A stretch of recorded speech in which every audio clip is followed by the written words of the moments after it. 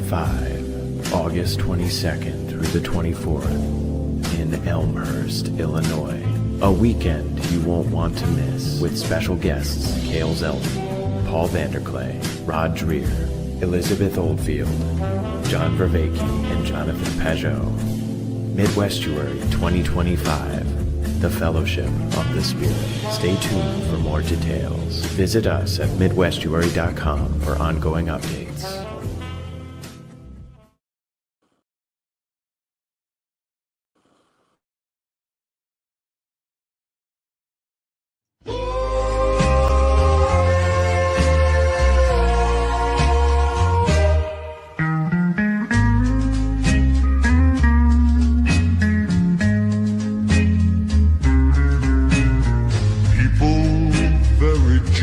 Just king, great king. People error, people king, big, just king, king.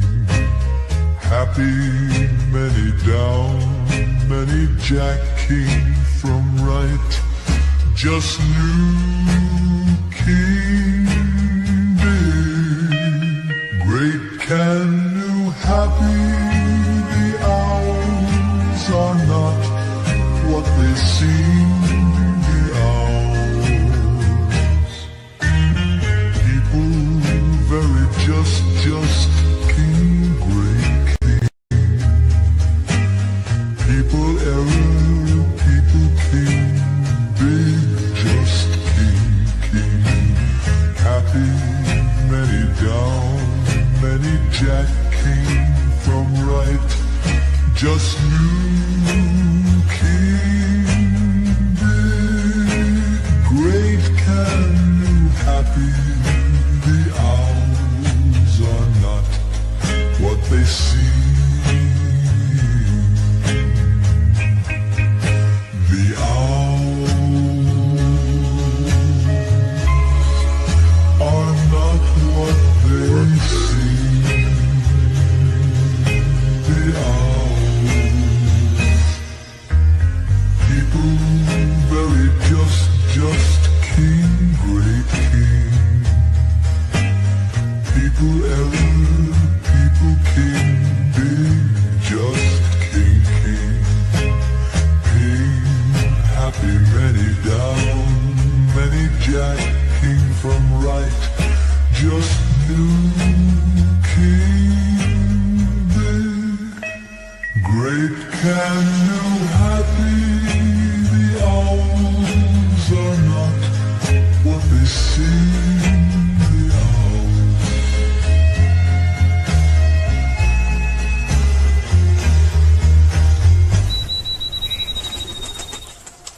All right, that one's a little self-indulgent. Also in today's community report, Clara, our resident sociologist, had some relevant things to say to the world.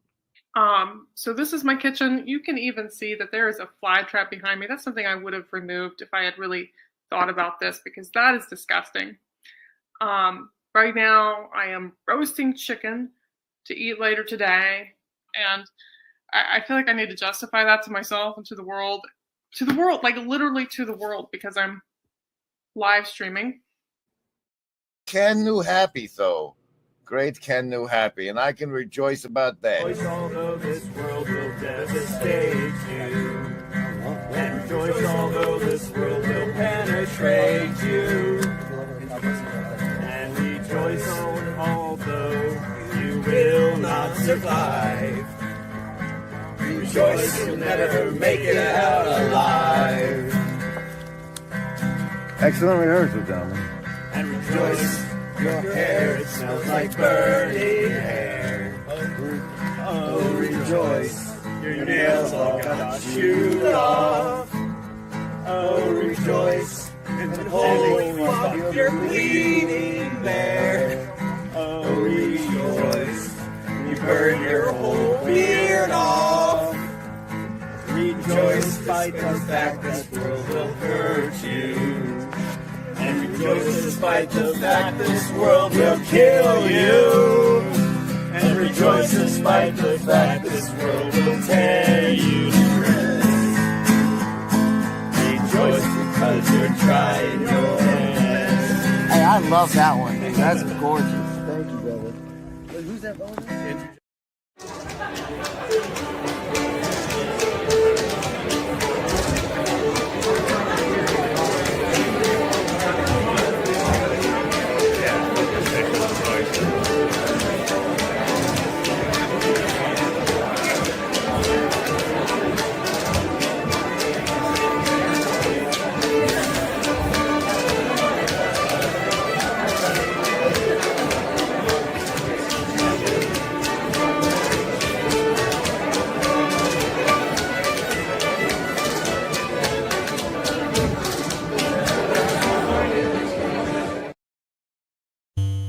But it's time, I think, now to turn, awaken from the meaning crisis, to the other side of the argument that we need to make.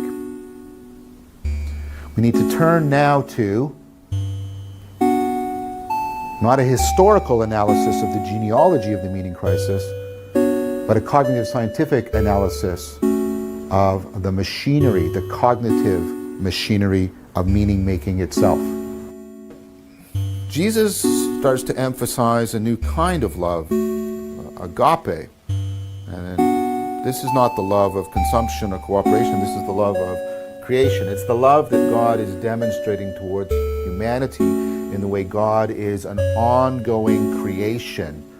See, agape is the kind of love that creates persons, the way a parent loves a child. By loving that non-person, you turn it into a person. It's a godlike ability that we have. A person that could enter into a community of persons and find meaning, fellowship, belonging.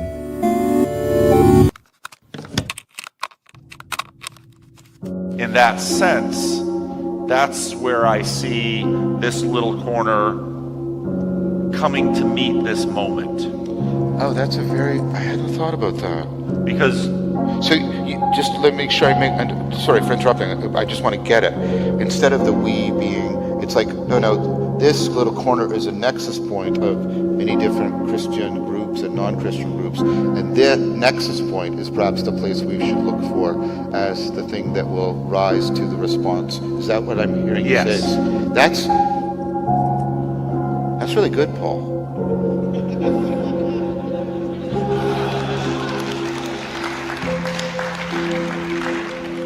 And that's what I hear when you say, this is how this little corner should steal the culture. Ooh,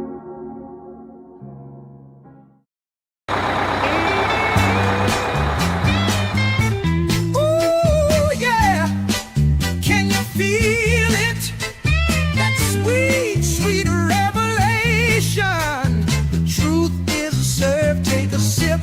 Ooh, it's a holy sensation. Sip the Caughey, baby. Pass the cup, don't say maybe. Once you're in, you're never out. Say amen, scream and shout. Sip the Caughey, baby. Pass the cup, don't say maybe. That's a maybe. Once you're in, you're never out. Say amen, scream and shout. Now don't you question, just obey. Groove with us and fade away.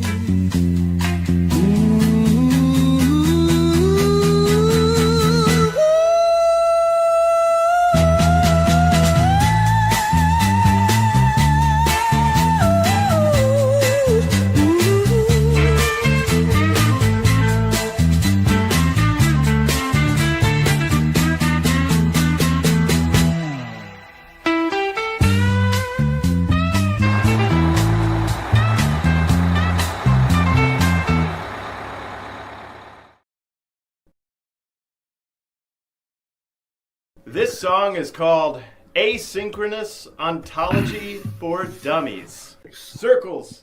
But I'm trying Round it up. to Go. learn the song. There is no try, there's only do. Well, I don't know about the meaning crisis, left, right, black, white, or other vices, which Jesus Christ is right, or if we're all saved. From my perspective, a proposition, participate procedurally, running in circles, remembering body. We're in the age of decay. Symbolically speaking, the reapers are reaping them damn agriculture. Oh boy, holy cannoli. All right, we're getting there. You wrote the song, sir. Please, sir. I wonder if, from my perspective, the proposition, participate procedurally, running in circles, remembering body. We're in the age of decay. Symbolically speaking, the reapers are reaping. Oh, shit, Shish kebab. you know, tips of my fingers. They go, not this one, but that's kind of go. The number.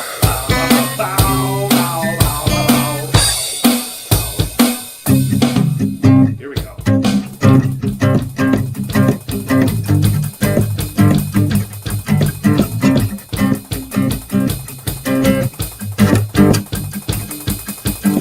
I don't know about the meaning crisis, left, right, black, white, or other vices, which Jesus Christ is right, or if we're all saved. From my perspective, proposition, procedurally running, participate procedurally, running in circles, remember everybody, we're in the age of decay. Symbolically speaking, the reapers are reaping, and agricultors are whispering sweetly. We're all in pursuit in the valley of the bee. Red pill, blue pill, red pill, mushroom, BMC. Red and pill, got one and number two. We're all the same damn thing. So clean your room, repent on sin. Ontology of dummies, the bird's eye view. If you really knew, could you really say? Red pill, oh. Yeah. All right. I think I should be done with that because my fingers are All my being fingers and bitches. toes. Straight up bitches.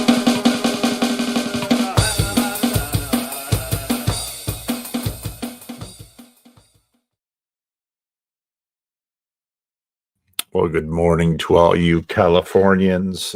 Good afternoon to you East Coasters, and good evening to you Brits and Europeans. And I always feel bad for the Australians because they're all asleep, but they can catch it because it's being recorded effortlessly by YouTube. This is the Friday morning for me, the Friday live stream Estuary Style conversation, and I wasn't sure if I was going to do it this week. I'm still sort of working out how to assemble the group, but I actually like it that the group is nicely random each time because we have a different cast of characters. Now, pretty much everybody in today's stream has is a fairly familiar face in the corner. I think I'm going to bring them in maybe by levels of familiarity. So the first person we're going to bring in is the new hot girl of the corner, and that is Ethan.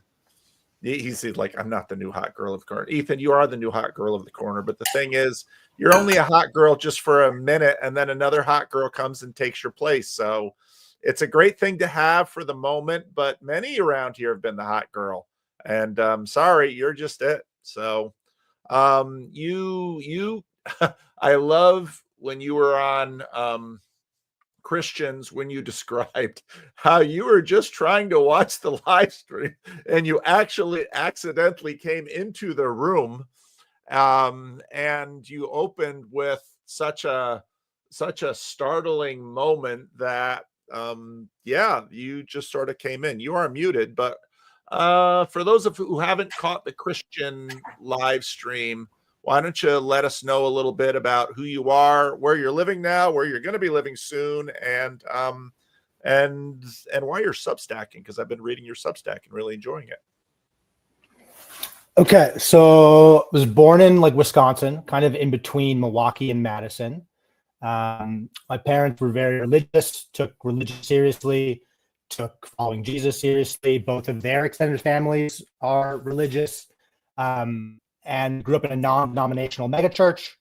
Ended up going into ministry kind of after college, could never figure out a major.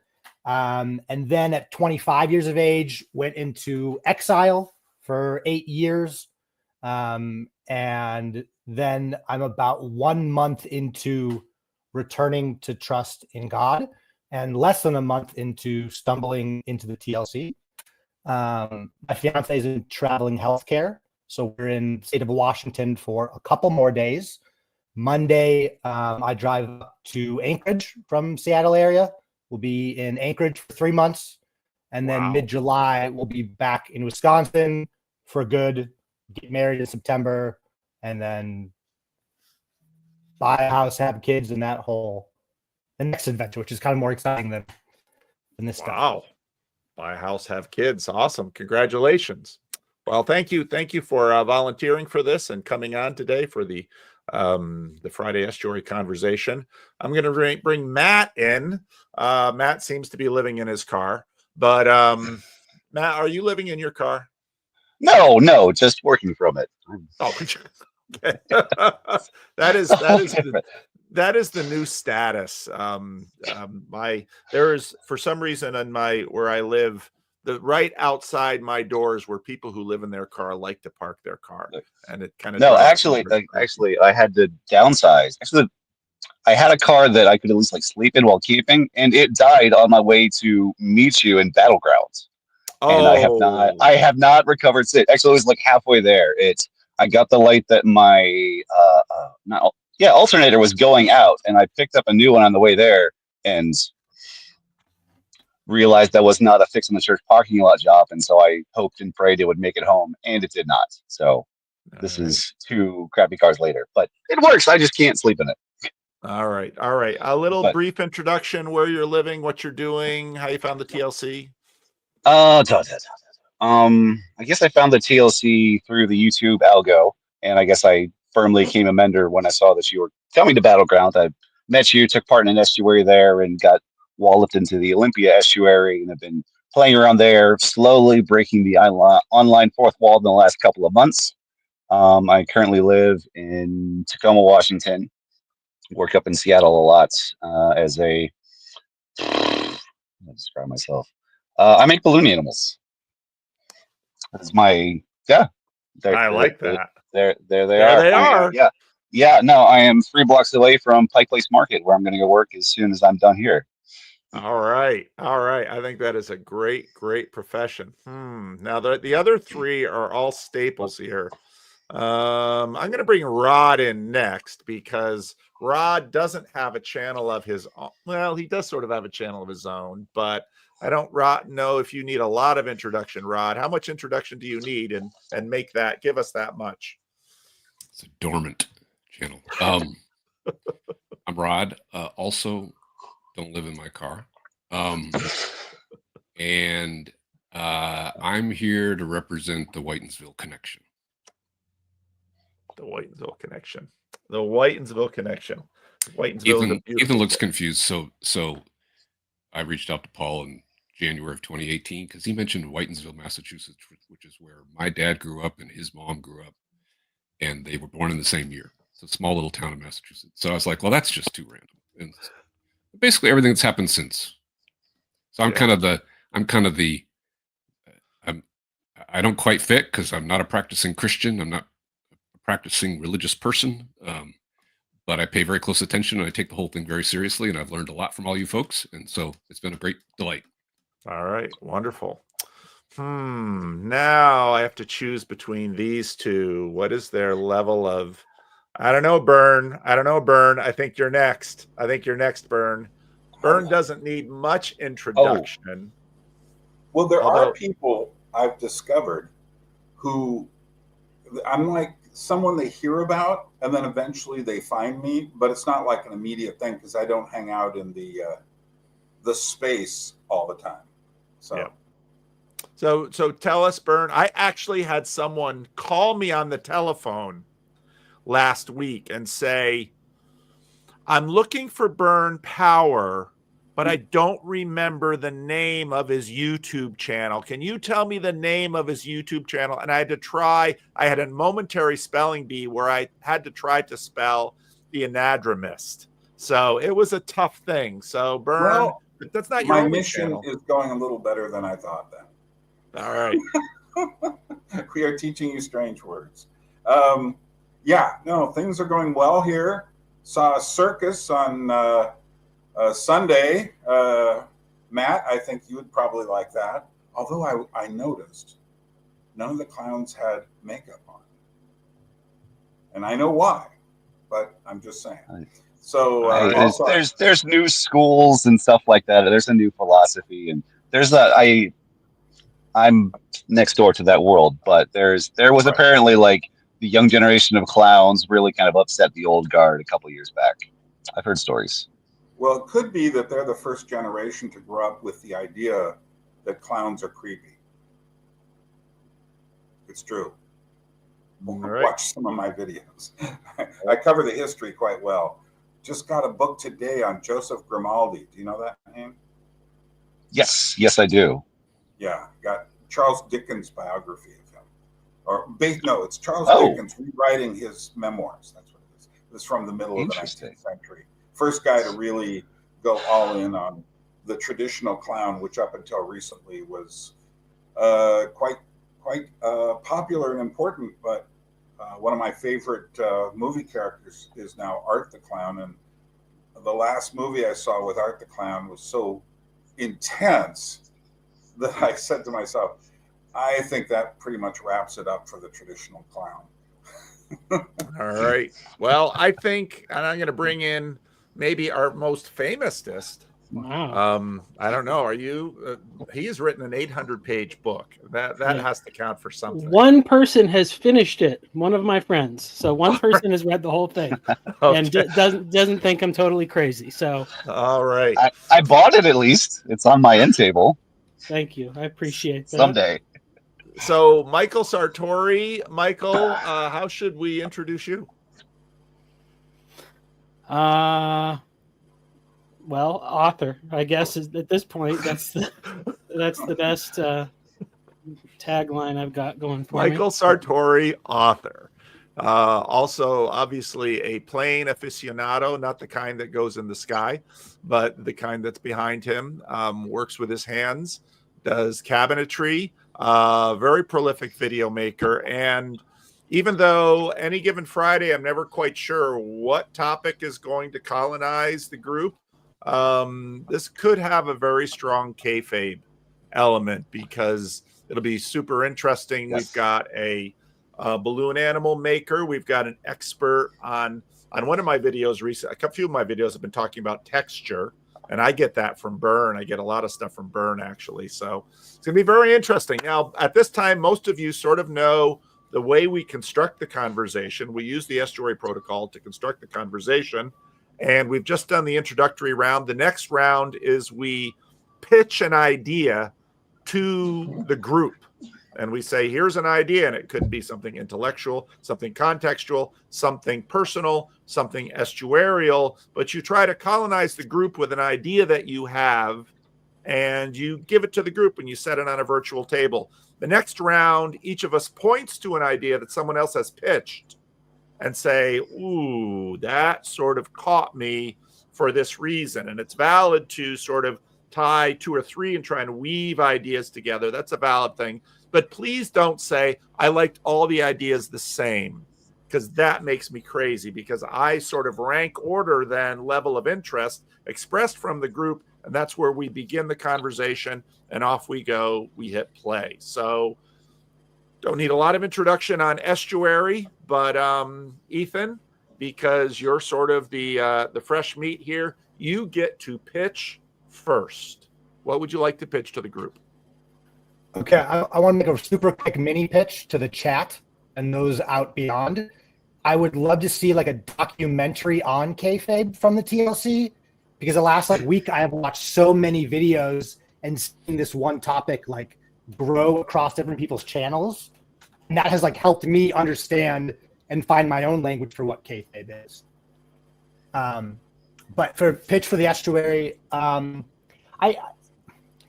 just thinking a lot about like what a word is, because in some sense it's like when I listen to theological conversations, whatever the person's background is, it's like, are you defining that word in Greek, or are you defining that word in Latin, or are you going for a Hebrew definition, or are we just using an English definition?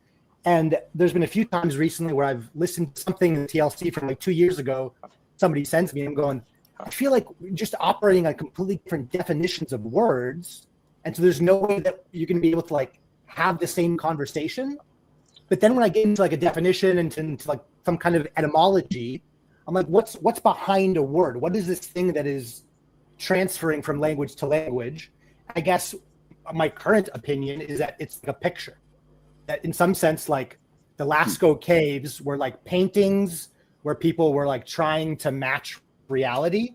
And then that gets maybe condensed in some kind of hieroglyph, and that gets condensed into some kind of word. And that behind every word is a picture. And that picture is more helpful for trying to transfer consciousness from one brain to another and have a conversation. All right. Wow. That was quite a pitch. Thank you, Ethan. Matt, or would you like me to call you Skankenstein? Which would That's fine. That's fine. I was just connecting that with my chat name when I'm just walking around. I'm very excited about this group. I want to talk about kayfabe, but I can't like carry that conversation. So I couldn't be happier that Michael is here. Specifically, I want to talk about the spirituality of Calvinist kayfabe. Basically, if kayfabe is a participatory narrative, so it's a scripted narrative that the audience gets to participate in, I think that's an interesting lens to think about how Calvinists specifically talk about providence, God's writing of history, authoring of history, whether or not we have free will. And also the ways it's an interesting lens to think about the ways in which, the common question is like, well, God's already scripted everything, chosen everything, defined everything. What is there for us to do? And that's, I think, where the participating element becomes really, really important. There were some live streams earlier talking about prayer and lament in particular. And I think that's one way in which at least we as the audience participate by booing the narrative action that's on screen. I think that's pretty clear. I'm not quite sure how we as the audience in Calvinist kayfabe express our like cheers and approval. What's the best way to do it? I'm sure liturgy plays into this somehow, but I don't know how. So that's what I want to talk about. Wow, I agree. I think this is I didn't know how this group was going to flesh out, but I'm super happy with it. This is going to be a super interesting group for this. Rod, you get to pitch. What pitch you, Rod? Well, I too came at least prepared to talk about kayfabe, although I was probably going to be one of the skeptics with a bit of a focus on those perpetuating the kayfabe. But since I think that's pretty well covered, and I have a little bit of a custom now, throwing two things out, see if I can get two for the price of one. The other thing that I've been thinking more about myself is this notion of chosen versus unchosen relationships. And something I first encountered, 15 or 20 years ago, and it was in the context of people who are in relationship with people with personality disorders or mental illnesses, and the distinction between those, whether it's a family member, that kind of thing, an unchosen relationship, and for those where it was a chosen relationship, like a romantic partner, like a spouse, a girlfriend, boyfriend, that kind of thing. And the coping mechanisms were different depending on what kind of relationship it was. And the emphasis was on helping people where it was not a chosen relationship. It was, where it was a chosen relationship. to help those people perhaps extricate themselves because they didn't have to be there, basically. And for the rest, it was like, well, good luck. So that was the initial context. But over the years, that frame has been really useful to me in thinking about the full optionality that I think most of us would celebrate in terms of who we get to hang out with. We get to decide who we're going to be close to. We have something called the freedom of assembly. There's also implied in that the freedom to not assemble. In other words, you get to decide who you're going to hang out with. And I think most of us like that idea, at least in principle.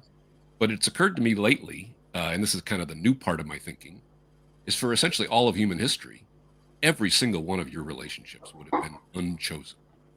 You know, I don't know how far back, 5 or 10,000 years, your entire life would be decided for you, where you know, the time you were born and the family you're born into, the tribe, the language, everything, right? Your roles would have been very well defined for you. And frankly, as recently as probably the Industrial Revolution, this would probably been true for most parts of the world, maybe still true for parts of it today. And my point is that I'm not sure that we're evolved as a species to operate in a world of exclusively chosen relationships. And you might argue that the signs of things coming apart in almost every direction is that we're actually not very well suited to be able to operate the way we think we want to operate, which is we want to be able to decide who we hang out with. So I think there's just a lot of gold there, and so that's my topic. All right, well, that's a good one. Now a little word to you, Byrne. For many people who it's their first time with an estuary, they sort of confuse round 2 and round 3. You certainly can refer to a previous pitch, but you're better off giving us a pitch that's not. All right, good. Go for it, Byrne. Don't worry about it. No, I was just watching a video today by a Polish retro fashion influencer. And she was... You too? Sorry. That's a rock band. So she was talking about how every time she said she was 31 years old now. I've been following her one way or another for quite a few years. But she said people are now criticizing her for signs of aging.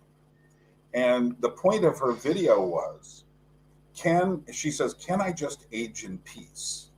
And she talked about how people now are seeing aging as a disease, the younger people.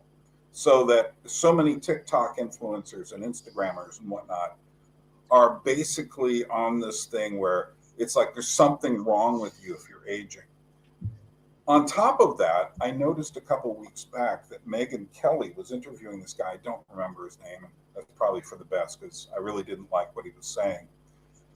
But he was talking about how we know enough about supplements and what we need, as far as blood work and all this stuff to live, 200 years or whatever.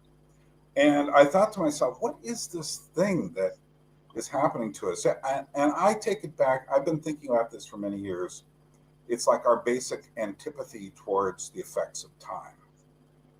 And so I just thought of this as another illustration of how we live against time, not within time. So that's my thought. Wow.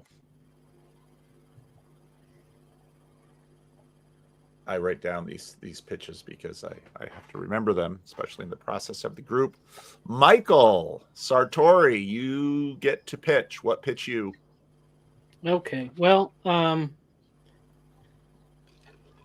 guess I will go with the wrestling thing in a way, because okay, so I'm going to say the thing about like professional wrestling is it is an art form that is currently evolving and is seemingly successfully mastered the format of television, and it is flourishing in the age of the internet with the multi media component of it, seeping out of the ring, out of the arena, off the screen, and into people's social media feeds and things like that.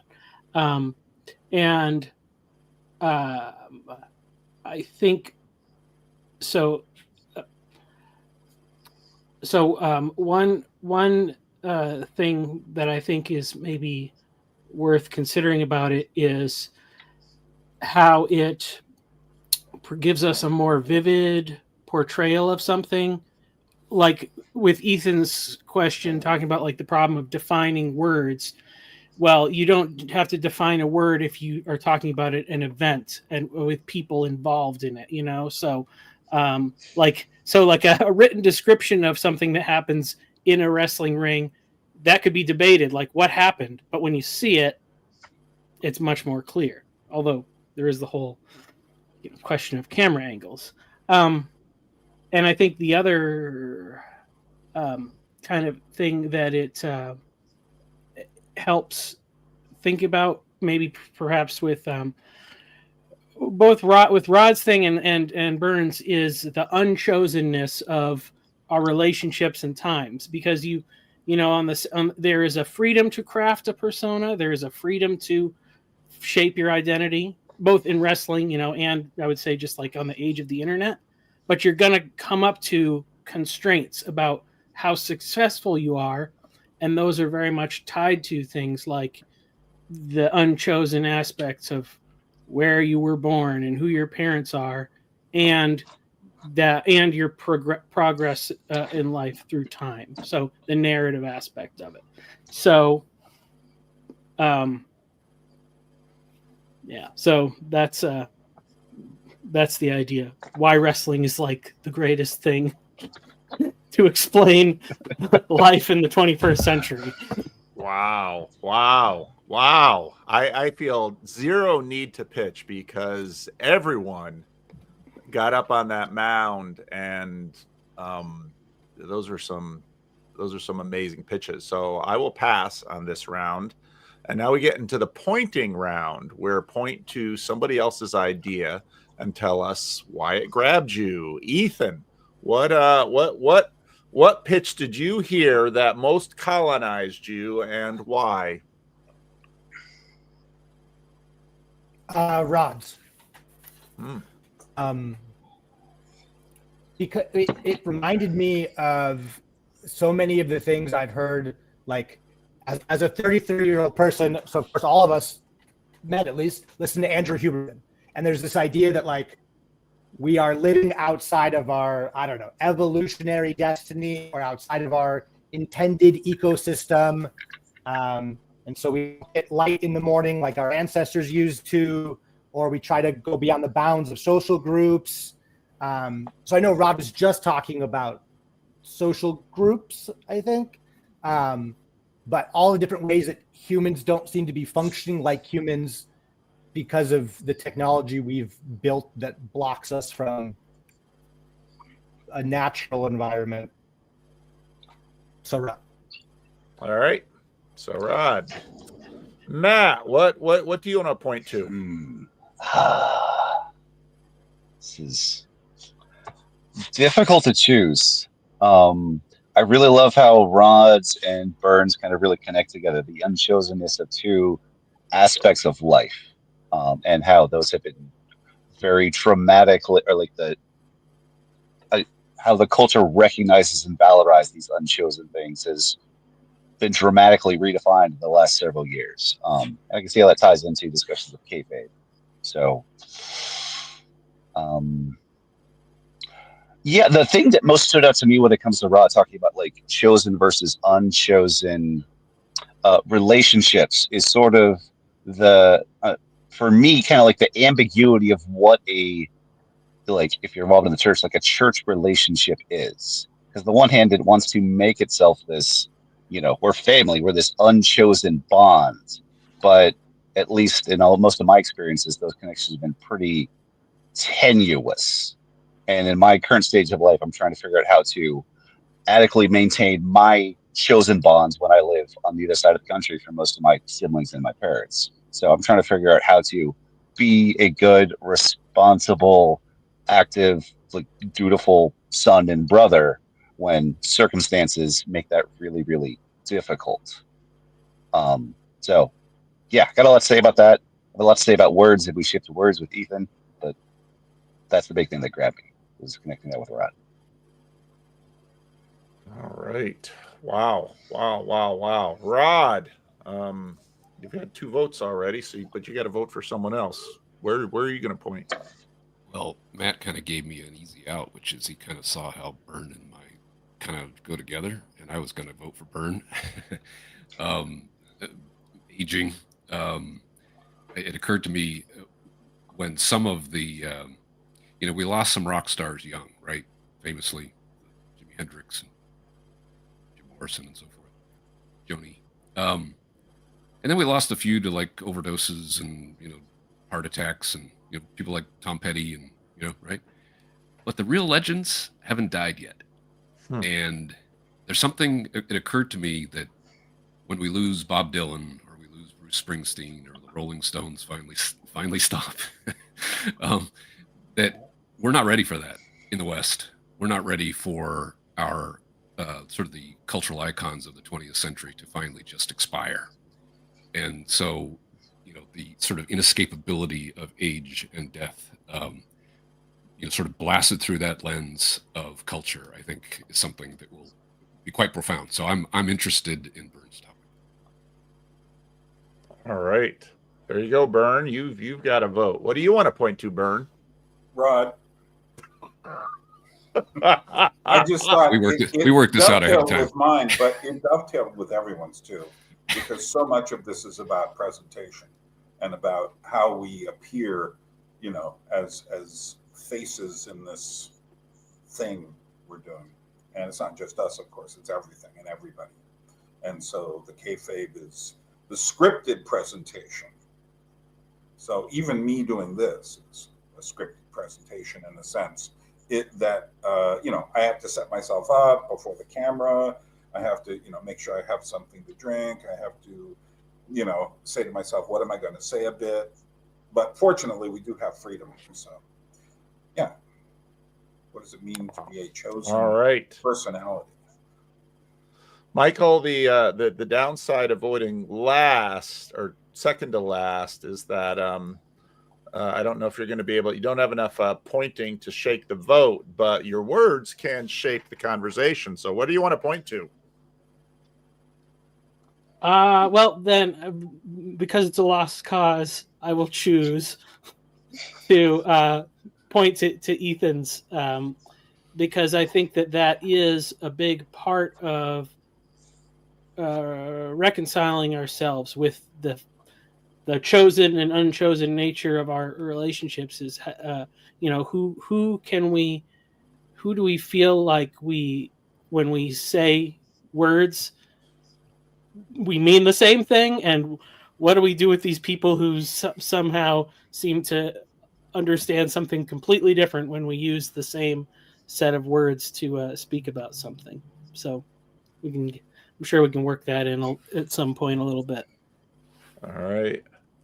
I really have to. I mean, Matt really colonized me with sort of the overlap between Rod's and Byrne's pitches, and especially in terms of how we have this mixture of chosen and unchosen bonds, and how the chosenness and unchosenness, which Rod highlighted, how that goes through time.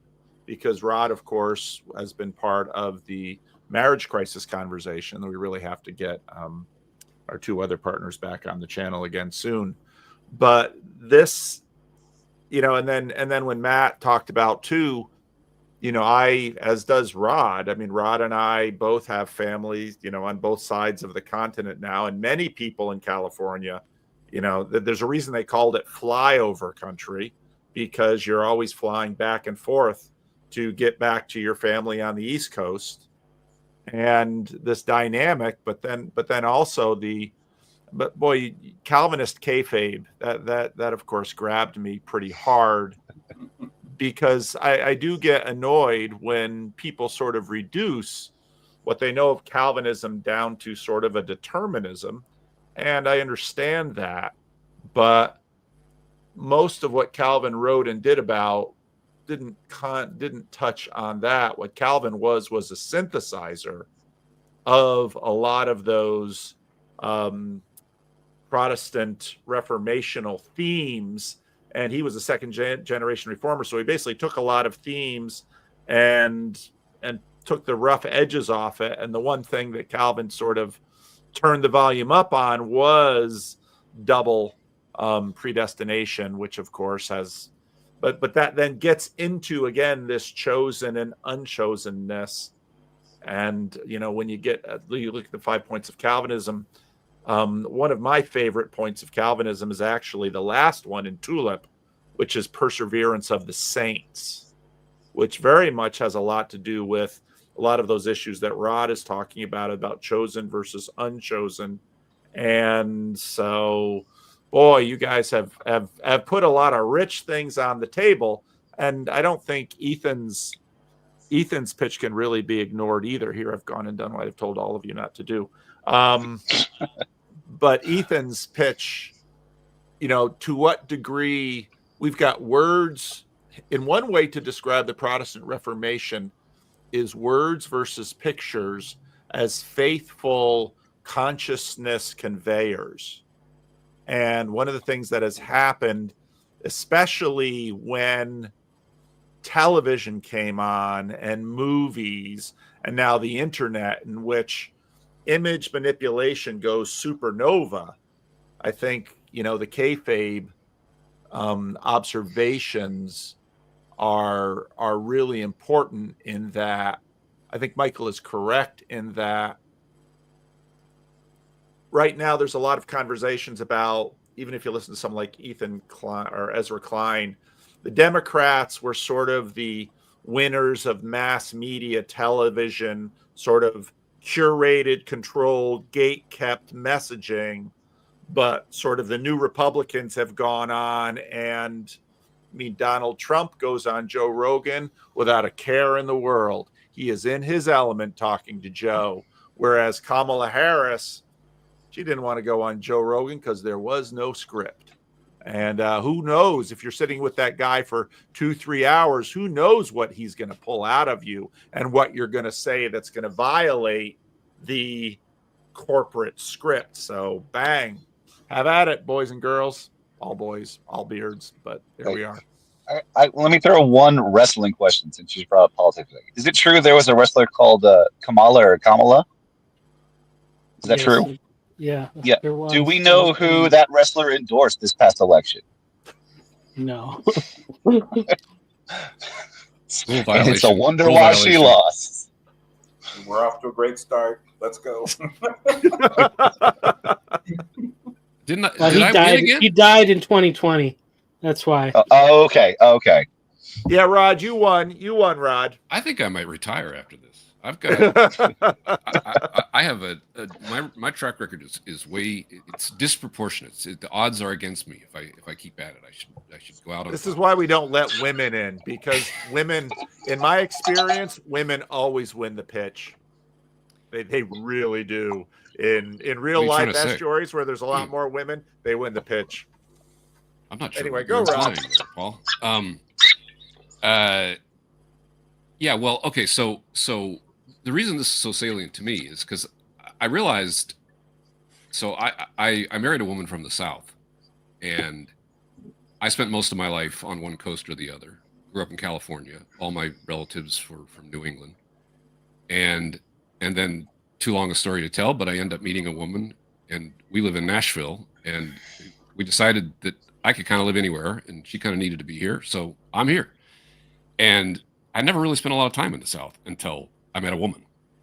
And so all of a sudden, I'm getting acculturated into this whole new set of sort of cultural assumptions that are all new to me. And one of the things I noticed, I basically had optimized on the idea that I would live my life on my terms as much as I could. And that, have you heard that one? Like, you're basically the average of your 5 closest friends. Have you heard that sort of idea? Right. I'd internalize that, and I'm quite selective in terms of who I spend my time with, and might have even made a pretty strong case for why that was a good idea. Right. So then I encounter a whole different culture and family traditions, and I see the way people participate in, say, a small country church. And I remember originally being bewildered by the idea that, like, my sister-in-law mentioned that, like, if she went out with some of her friends from church, she would not post it on Facebook if it wasn't everybody from the church there, because she was worried that it would cause hurt feelings for other members of the church to see them at a brunch or something. And I remember being just completely baffled by this. Like, what are you talking about? Like, the whole thing seems so anathema to me, right? It's like, why don't you just live your life and don't, whatever. I mean, fine, post, don't post, but why are you feeling sheepish about something as simple as going to brunch with some friends, right? But she was extremely sensitive, all of these back channel issues.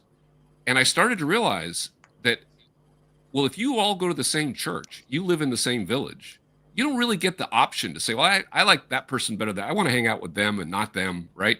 And so this is just a very sort of initial pass at, like, me having to challenge my own worldview. It's like, I can kind of just drop in and float away and do whatever I want.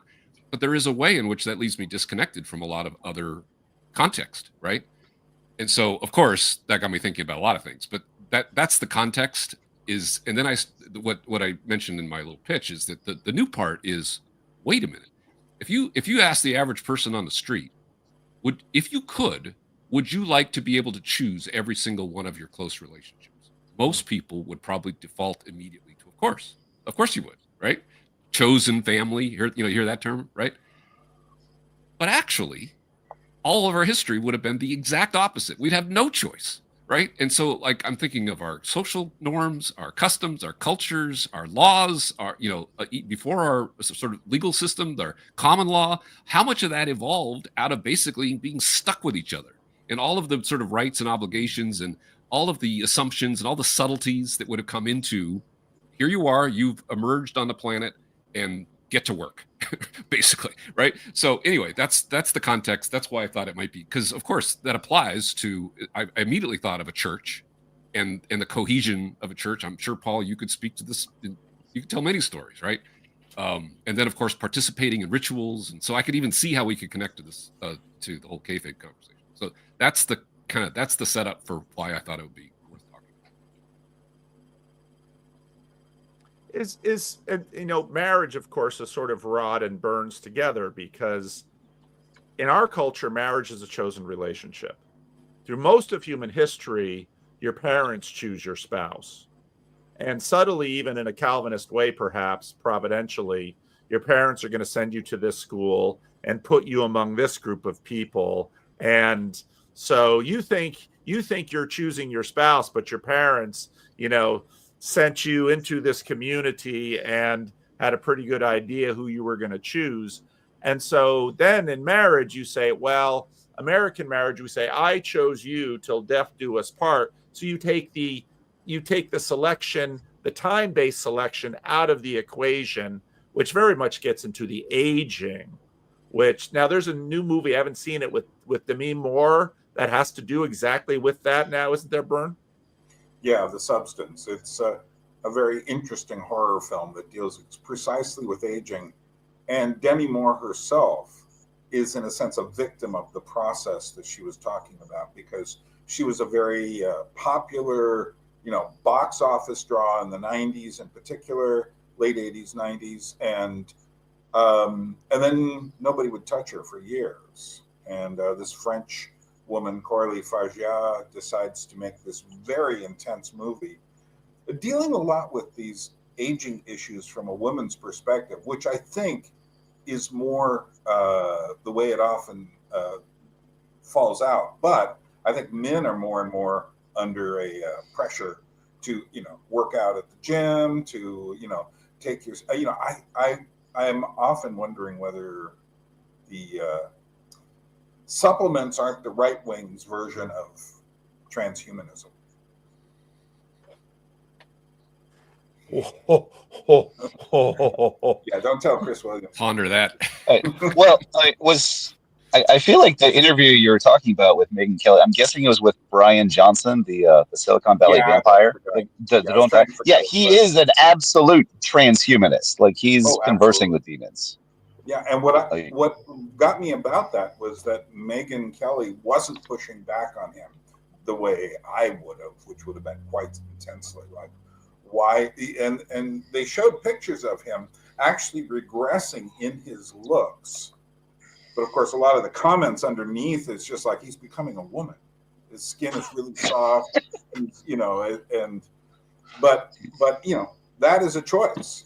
People have all these choices now. We know so much about our internal biomechanism that we can choose all of this stuff. And yet, I don't, there's something we're stepping off the edge here. But that goes with the choice thing.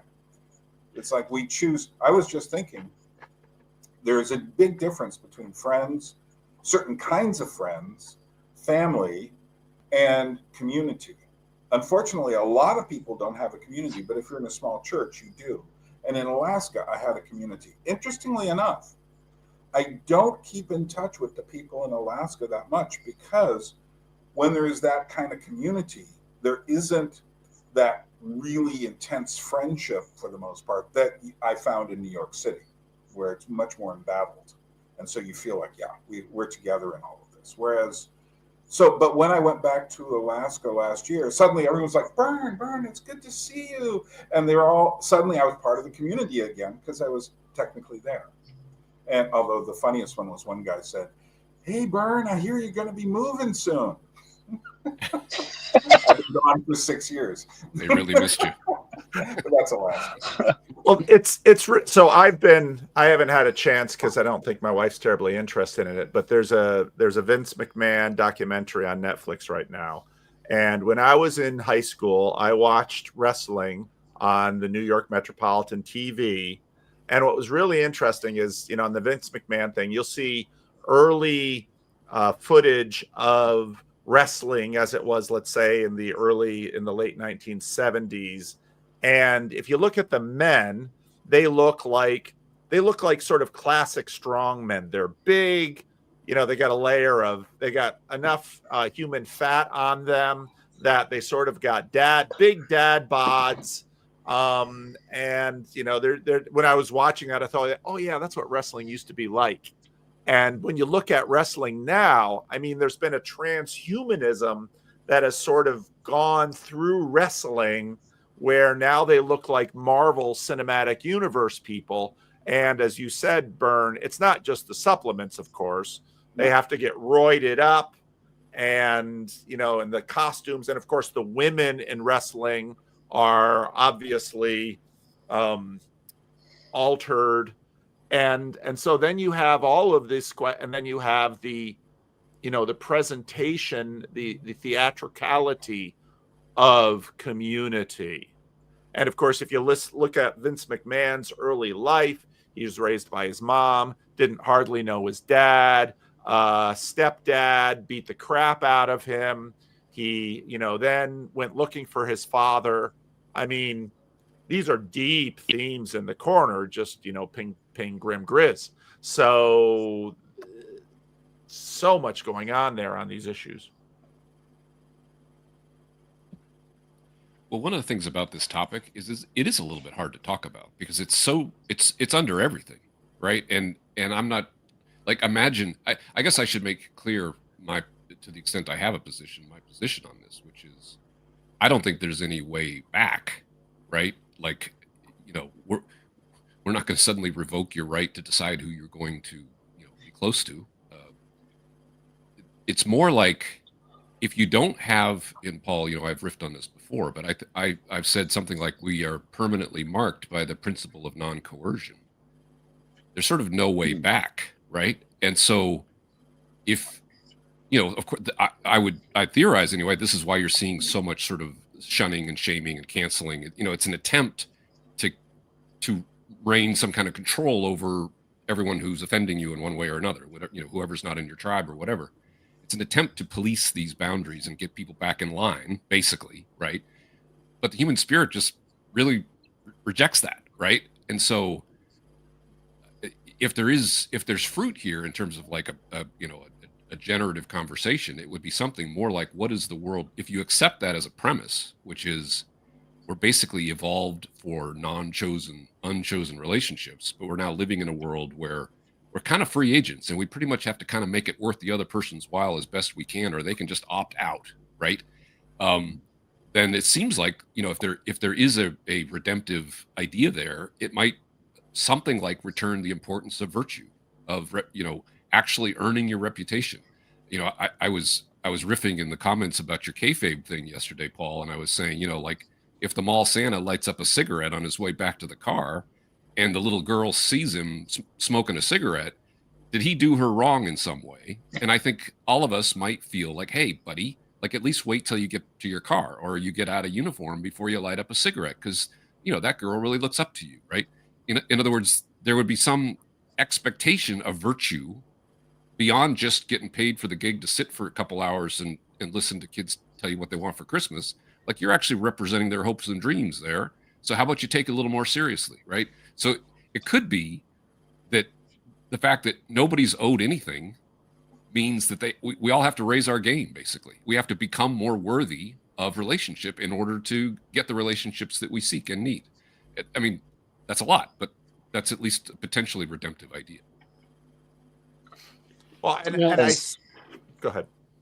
As somebody who's destined to be a mall Santa once aging catches up with me, I feel that tension like so much. That's literally like an active like moral conundrum I deal with like daily. I'm about to go work at Pike Place Market, and I get along fairly well with all the other buskers. And if you're dealing with street performers, there's just various levels of like riffraff. And I'm a children-coded performer, and I've got to be very conscious about who I associate with, who I work with, and make sure that like the vibes around me are right. I find that like when I'm working at like farmers markets, I'm like, there's a little bubble where I'm the swear police, where I'm like, this is where kids belong. Take that elsewhere, which is not me in the rest of my life. But it's sort of come to realize like I've got to be responsible for maintaining a certain space where it's safe for kids, and dealing with that, like what happens when I've got the mask on is really important.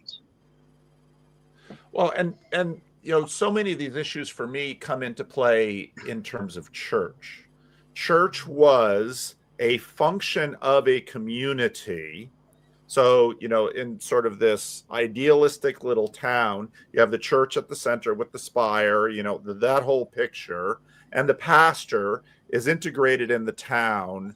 Now, that, of course, is the old world. You come to America, you have the new world manifestation of it, where the church is a voluntary organization. And so now the pastor has to have some of these same dynamics as the mall Santa. And one of the things that you realize as a minister is that a minister getting a divorce is different from, recently I was talking to someone for whom this person loved a particular genre of YouTube. And I think for this person, that genre of YouTube really had a religious valence. And because with these parasocial relationships, things get weird quickly, the YouTuber had to announce, this person's genre of YouTube, much more, it was a female coded YouTube channel. This person had to announce her divorce. She had done a lot of filming in her home. Her children would be on the videos. Her husband would be on the videos. Now she announces her divorce. And this person basically at that moment, I don't know if it'll hold true, said, I'm done with this channel. I'm like, why?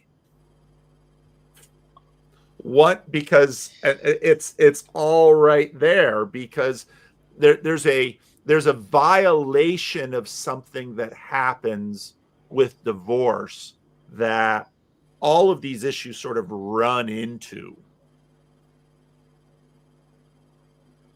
Paul, I remember my one of the pastors who was at the little Presbyterian church I attended for part of my 22 years in Alaska. He was there for the first part of it. And we won't go into him, but what I noticed was his children.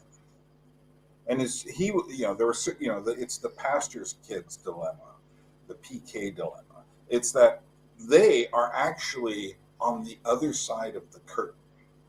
They're like the guys who are, orchestrating the kayfabe.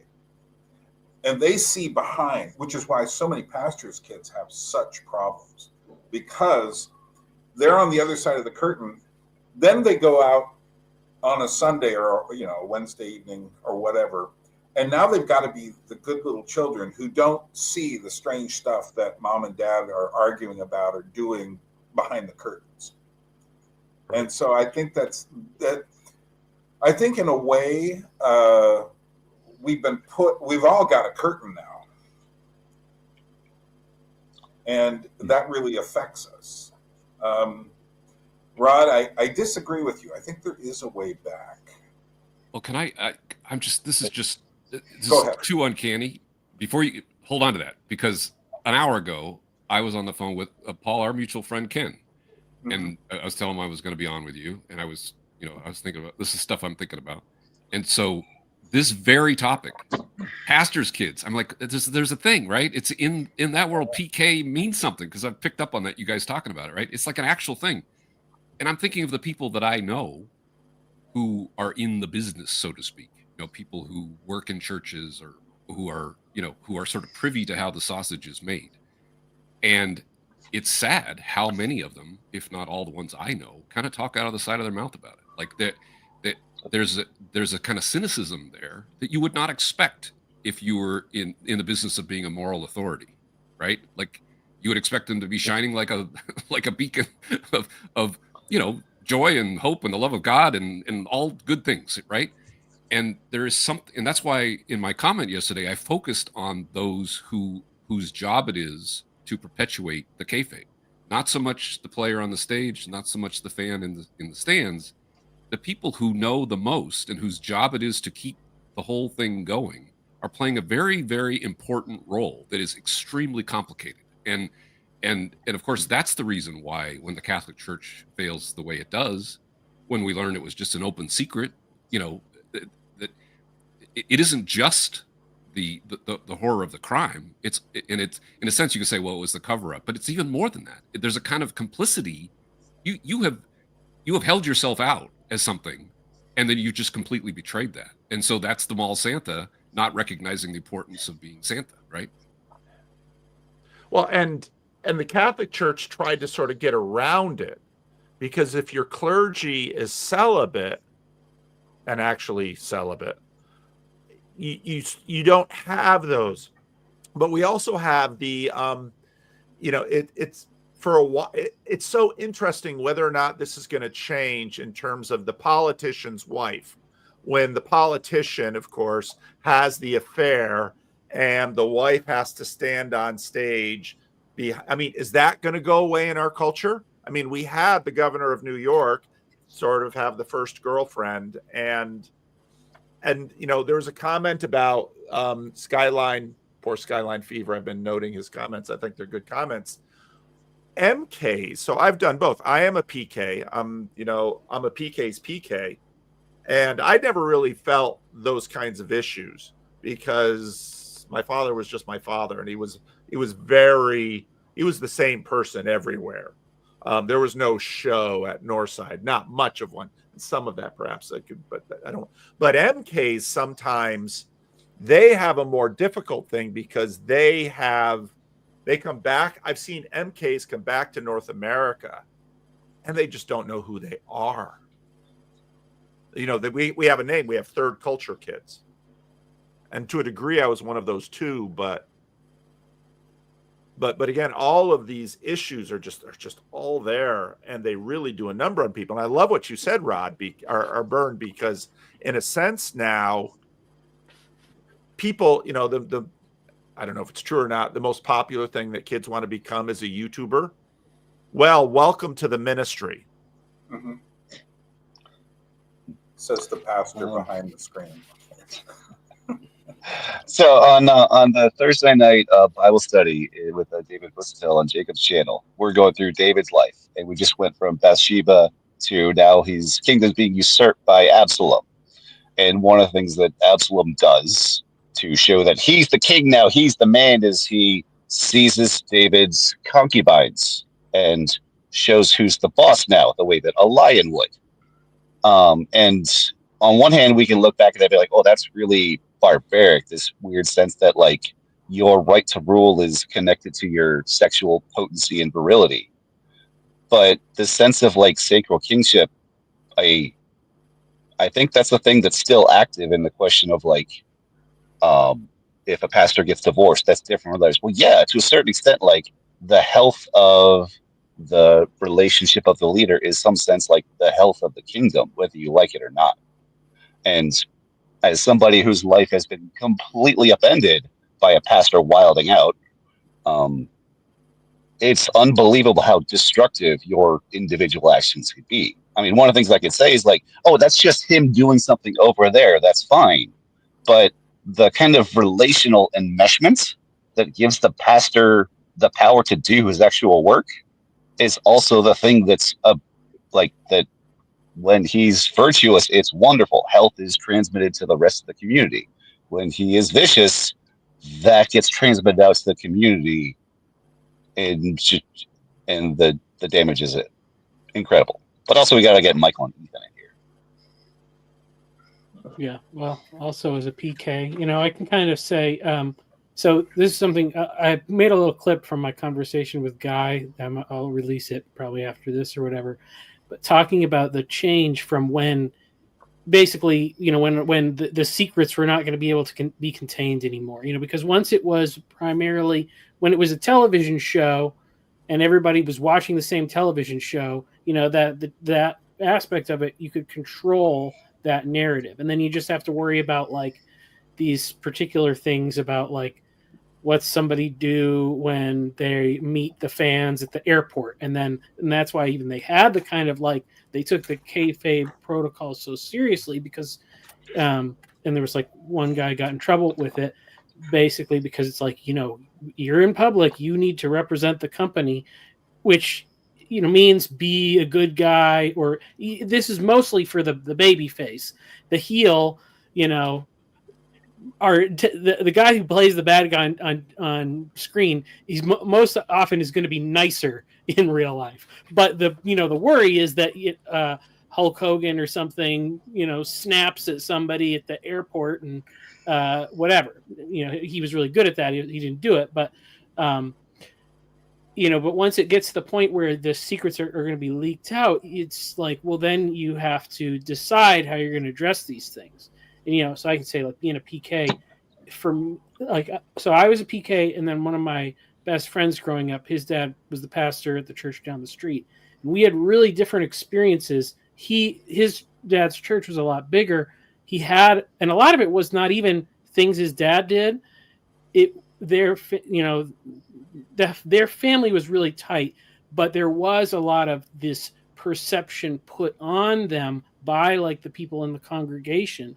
And in some sense, it's like, it was a really unfair burden to to his parents, even like, he couldn't be a kid, he's a spazzy kid, whatever, like boys are. And, people are like, I can't believe the pastor's child behaves that way and all this. But like for my dad, he was just a member of the congregation. He stepped in an interim role. And so then essentially it was like, even though he ended up being there for 25 years, there was always this thing of like, I'm figuring this out as we go along. Like it's not, and so the transparency of it was, it allowed for more grace, I guess you could say. And the interesting thing I noticed watching all these documentaries about the lives of wrestlers, which is super interesting. You don't have to know anything about the sport. These guys all have fascinating lives.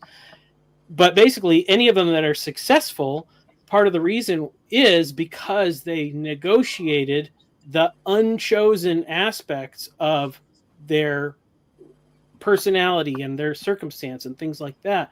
And they were able to lean into it. So like you can't just craft a character that's the best character, because only Jesus is good enough to play that character, essentially. So the character that you craft has to reflect the true nature of your experience, warts and all. And the really interesting thing is to see how, at certain points, the environment is shaping the people, they start playing the heel, then they start acting like the heel. and then at a certain point they kind of get control of it. So like it was really interesting. There was one guy who retired, and he's taken on the role of playing Santa Claus to some of the other the kids of the other wrestlers that he worked at. So he does the whole thing, you know, makeup and beard and costume, and what he said is that, like, basically, and this is like no surprise to people in the corner here, but that when he started to, you know, perform as Santa Claus, then his personality and his character began to conform to that, and it helped him to let go of the aggression and the things that had made him really successful for mostly as a heel in wrestling, you know. And so and really, like, you know, with Byrne's thing, it's figuring out that narrative arc, you know, going through time, and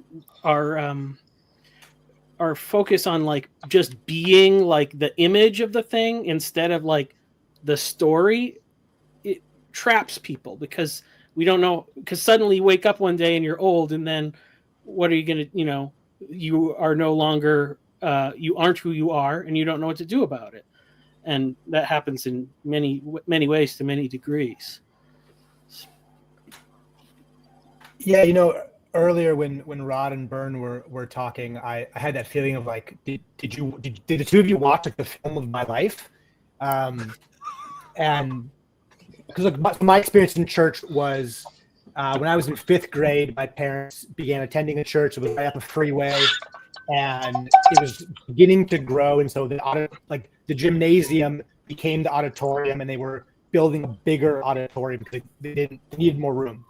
And so my family kind of became like a founding family. I don't know what the right word is. So like my parents were like having dinner with the pastors and the executive team, and like, I mean, I grew up with the PKs, and I grew up with, you know, the MKs that came through, and my dad ran like the sportsman's ministry at the church, a bunch of guys going out hunting and fishing. My mom came on as like a housekeeper. She's still a housekeeper there. And then I go off to college, and eventually I come onto staff at this church. And now I'm kind of in the like executive board meetings, kind of pitching on behalf of like the creative team. And I'm just constantly kind of arguing with these people. I'm going like I've been in all of your homes. I could not understand why they were saying what they were saying. And I'm not saying that I was right and they were wrong about things. And then I learned about this concept of like the meeting after the meeting. So like there's 3 key people on the executive board that go off and grab coffee at the same point. And I realized, oh, if I'm going to like win an argument, I have to like stop by the meeting after the meeting, because that's actually where the decision is made. The executive board meeting is like kind of a show to a degree. And I came to a point where I was looking around the room and going like, I don't want my life to become like any of yours. And I'm afraid that if I stay here, I'm going to like become one of the 10 of you. And I mean, memories, where I have a terrible memories. Like I can never remember what like really happened and what is some version of a story I'm telling myself. But I remember being on stage and like doing like the announcement spiel and struggling to find the words, because I began to realize like I don't believe what I'm about to say, and like I never had this feeling before. And I just kind of like stood there with the lights and like staring out, like I don't know how to be truthful to myself, because I don't believe in God anymore. I don't believe in the supernatural anymore. And that was kind of what then set me off into exile, and I left the church and like never turned back around. But earlier when Rod was talking, it reminds me of the like civilization and like modernism constructed something, and to some degree that like collapsed in on itself, and then postmodernism began to like pull apart stuff and study stuff and deconstruct stuff and yada yada yada. And then I feel like I'm at a place in my life where I'm like, I don't really care about what these things are. Like this is just the world I have. So like I need to like build a home in this place. Like I don't think I can go backwards. I don't think I can return to the modernist project of the early 1900s. Like the future is 2026. Like it's just the next thing. Like there has to be, life has to make sense. And then when Byrne was talking about supplements as transhumanism, that made me laugh because my fiance and I got really into health in this past year, and we started juicing. And I told a friend of mine that's in Wisconsin, like, hey, we're juicing. And she's like, you're pulling out all the good stuff. I go, what are you talking about?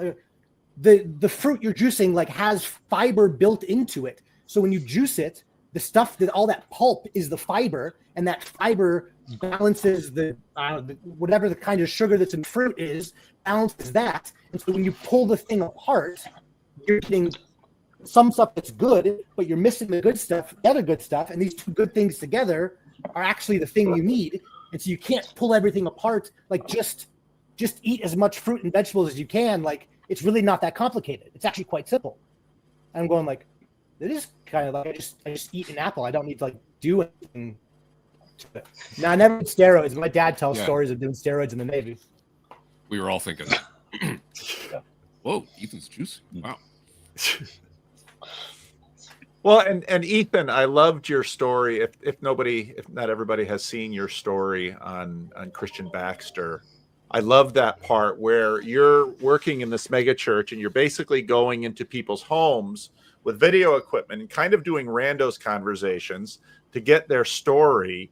And then you go back to the staff and the staff is, why didn't you have them wear the church's t-shirt? And, to me, again, that gets back into Byrne's observation, this observation of prophilicity, that now in this mass network of unchosen relationships and voluntary relationships, we're all sort of auditioning, working against time, and that, of course, talk to women, that time and aging works with men and women very differently, especially on the level of prophilicity. And your status and your opportunities will be directly related to how you perform. And so then the other relationships around you, suddenly you're cast to play the part. And we're all sort of, this 15 minutes of fame that Andy Warhol predicted for all of us has some very interesting unintentionalities around it. It seems a little generous now. I think the prophilicity thing is in part like the consequence of us living in a world where we're expanding far beyond the Dunbar number of the fact that you can only handle about 150 people in a community. But like as societies get bigger and bigger, again, thinking back to like David, how is David going to be a king of thousands and thousands of people in a nation? He can't have an individual relationship with everyone. So he's got to create this image. And the bigger and bigger the image gets, like the lower resolution that image can sustain. So like you can't like that, like if you're in an intimate community of 150 people, you can't hide the fact that you're aging. And if you are, people will notice what you're doing and ask how you're doing so well. But like the bigger and bigger you get, it only comes in like moments of you sustain, I guess, this image for a certain period of time. And then people just notice like, oh, you're older now or something like that. And it's not experienced as a continuum, but as like this abrupt shift from one thing to the other. I kind of have a weird experience here in Tbilisi, Georgia, because lots of smoking going on here, lots of drinking wine in particular, but other things. Lots of men doing hard work. Often people will think I'm younger than people who are like 60 or 55 years old. And I've had workers come into my house and they just look so drawn and just they've had a hard life and they've worked and they've spent all that time drinking and smoking. And people are shocked when I tell them I'm nearly 70 now, because, and I think, well, how did that happen? And I think like, well, part of it is I don't spend a lot of time worrying. I care about people, but I'm not sitting around going, oh my God, that kind of thing. Also, I guess I've had enough exposure to Christian ideas since I was 15 years old. I didn't grow up in a Christian situation at all. I saw the dark side before then. And so after that, I was, Ethan, you're seeing these hypocrisies and the stuff behind the curtain. But here's what I understood, and I do understand, is when I meet a Christian now, because I understand how dark things can be, if they say they're a Christian, I say fine. If in a year or a couple of years down the road, I find them acting absolutely contradictory, I'm not at all surprised, because I know how many people put on the Christian mask because it's part of their culture, or they thought they made a commitment or something, but it's all very vague. And then once you start putting all these faces everywhere for people to look at and people compare themselves, it gets to be quite confusing, especially if your own identity, as I'm reading the recent book by Jonathan Haidt, The Anxious Age, your own identity is primarily coming to you from screens, which gives you almost no sense of reality. So that then you see other people acting differently. And it throws you off, because we've been more and more, as time has gone on, being disconnected from any stable communities or even families in America. I mean, here in Georgia, I don't know, you may have heard this before, some of you, but I remember I had a moment when I first got here where I was at the metro station waiting for, one of these fast moving trains to come by. Now, there's usually a little line about a foot and a half away, half a meter away from the tracks, from the edge. And I remember looking down, and then suddenly I lived in New York for about 16 years, and my New York senses suddenly came and said, oh, I don't want to be pushed in by anyone, because that happens all the time. And then I looked down the row of faces, and I said, none of these people are going to push me in the tracks. There's no crazy people here. And I started thinking about it. And I started thinking, like, I've been here 6 years. I think I've seen five of the kind of people Paul probably sees walking around his block. That is, say, people who are like muttering to themselves, who are acting very strangely, who seem to be losing their grip on reality. And I thought about, now, why is that? And then I realized they all know exactly where their families are, and their families are not that far away. And the Georgian sense of friendship is extremely strong. And I remember an older man told me, he says, do you want to know what friendship is for a Georgian? And he pulled out a set of keys and he pointed at it and he says, I have the keys for my best friend. I live a little further away, but if I want, I can go sleep in a bed he has for me 2 blocks away anytime I want.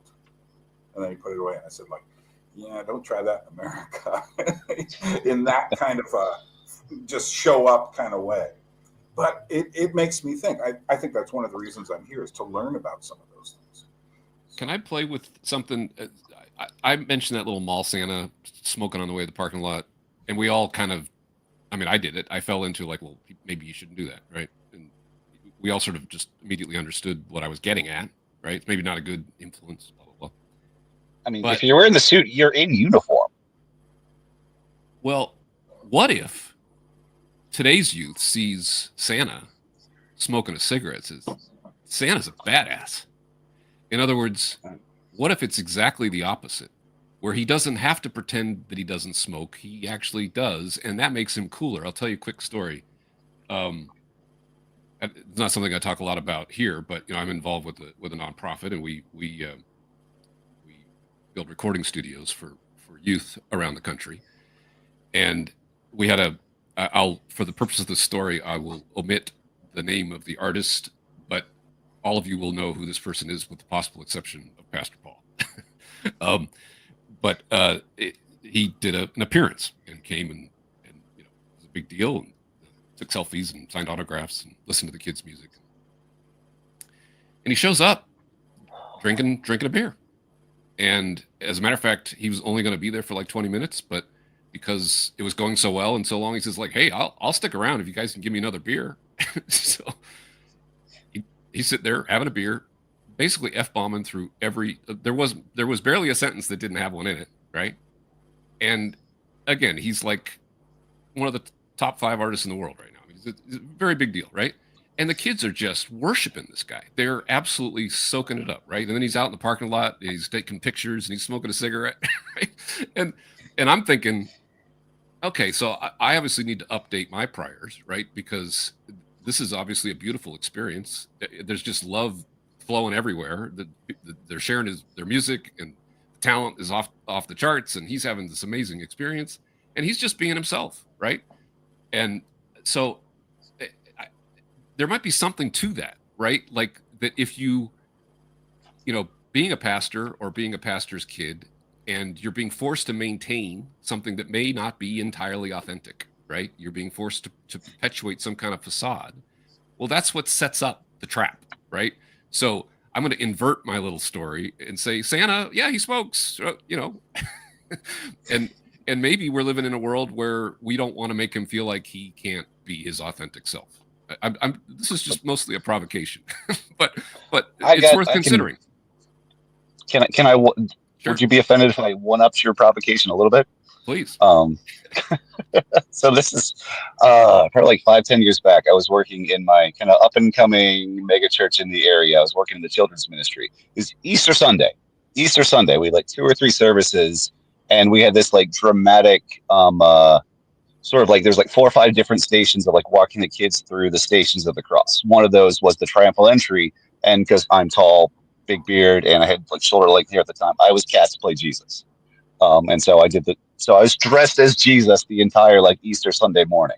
Between services, I noticed like outside one of the doors, because Easter Sunday you have a lot of non-conventional like guests that haven't been around or folks that were dragged along. And I noticed like what is something I'd never seen before, somebody like smoking outside the back door of the church. And I was smoking at the time, and I'm like, I would really love a cigarette right now. I would really love. And I did not, but I still kind of really regret not walking outside of the church on Easter Sunday dressed as Jesus and asking for a cigarette. I'll mention, so one of the best parts of my Euro trip was I got to spend 6 hours plus cheek to cheek with Martin Shaw. Just a wonderful time with him, because we were first stuck in the back seat of Marcus's small car, immovable, and then we were nearly as immovable on a bus from Galway back to Dublin to catch our flight. And Martin grew up in a very Protestant evangelical home, and we talked about ministry and all these kinds of ideas quite a bit. And of course, Martin has just this command of language, but also command of, I think part of the longing of the medieval now is, again, the texture that Byrne really, when Byrne talked to me about texture, it got to me, because texture versus the smooth. And one of the things that you discover about saints is that they have a lot of texture. Again, one of the few books I've done a blurb on is a book on Mother Teresa. And that book just really grabbed me, because here you have this saint that people could take airplanes to and sort of, come up next to as she did the whole Streets of Calcutta thing. And then to learn that behind the curtain, she feels that God has abandoned her. And this is why the Book of Beb is one of my favorite books around, because it's a story of Beb, who is running a diploma mill in Florida. Of course it's northern Florida, it's not southern Florida. And he's there with his daughter, and his daughter's kind of does not, her dresses are too high, her language is too rough, her behavior too questionable to really be a minister's daughter. And there are rumors that he might have done time for child molestation, and there are other rumors that he might have raised the dead. And so the first book of the Book of Beb series is called Lion Country by Frederick Buechner.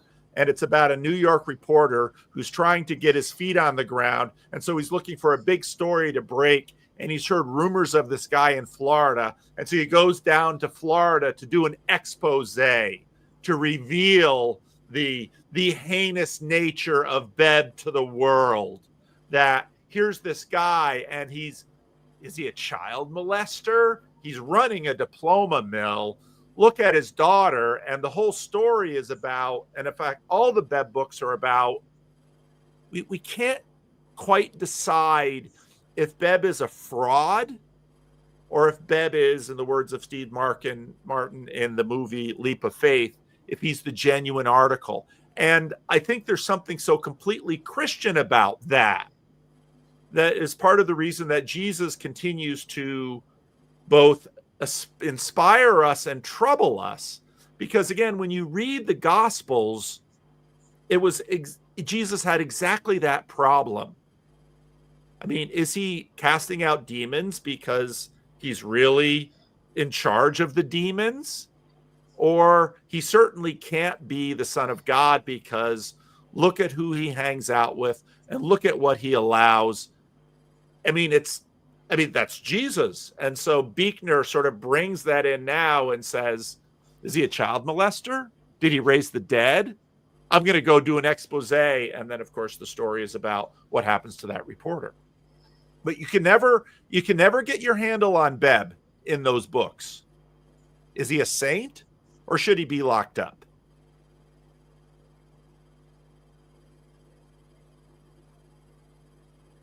Byrne, I interrupted you a while back, and you were going to give us an optimistic version of how we can go back.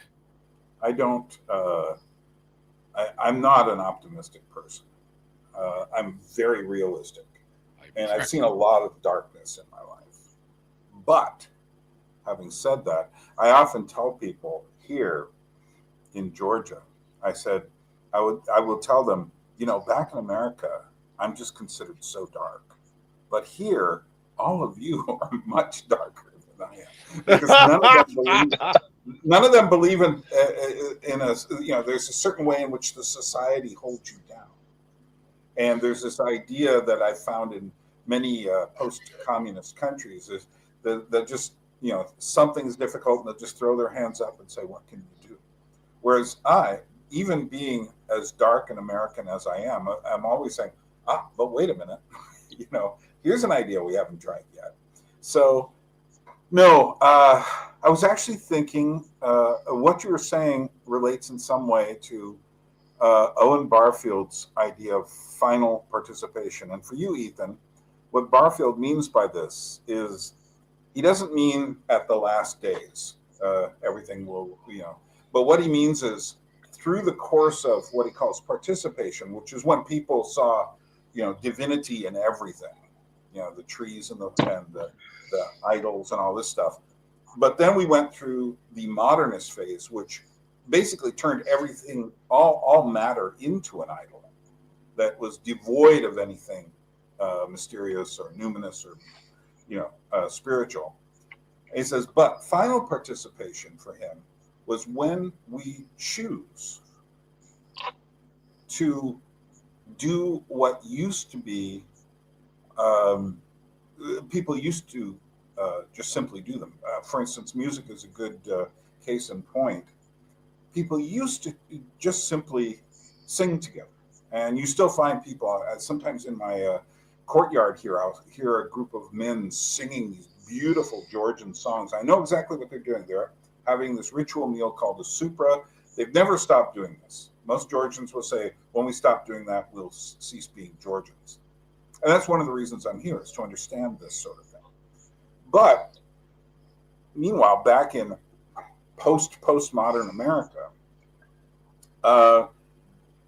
it's hard to get people to sing together when they're not being ironic. when they're not making fun, it's just like, it's the same thing that happens when you pull a camera out. Everyone changes their face and it's like, yeah, and they start acting this certain way because there's a camera present. And I think the choice then, we're just talking about music for a second, is you have to choose to sing songs together unironically. That's the hard part for us. Unself-consciously. And that is so hard for us because, in a way, this all relates to Paul's, what he talked about a couple of years back of the secret sacred self, or what I like to call the religion of the self, which to me was the real thing that the hippie generation passed on to the world. And it really went into the world. So people had these cohesive communities. And now what we have, and I find that developing here more with the kids with their little devices, is that everyone says, well, I want to do what I want to do.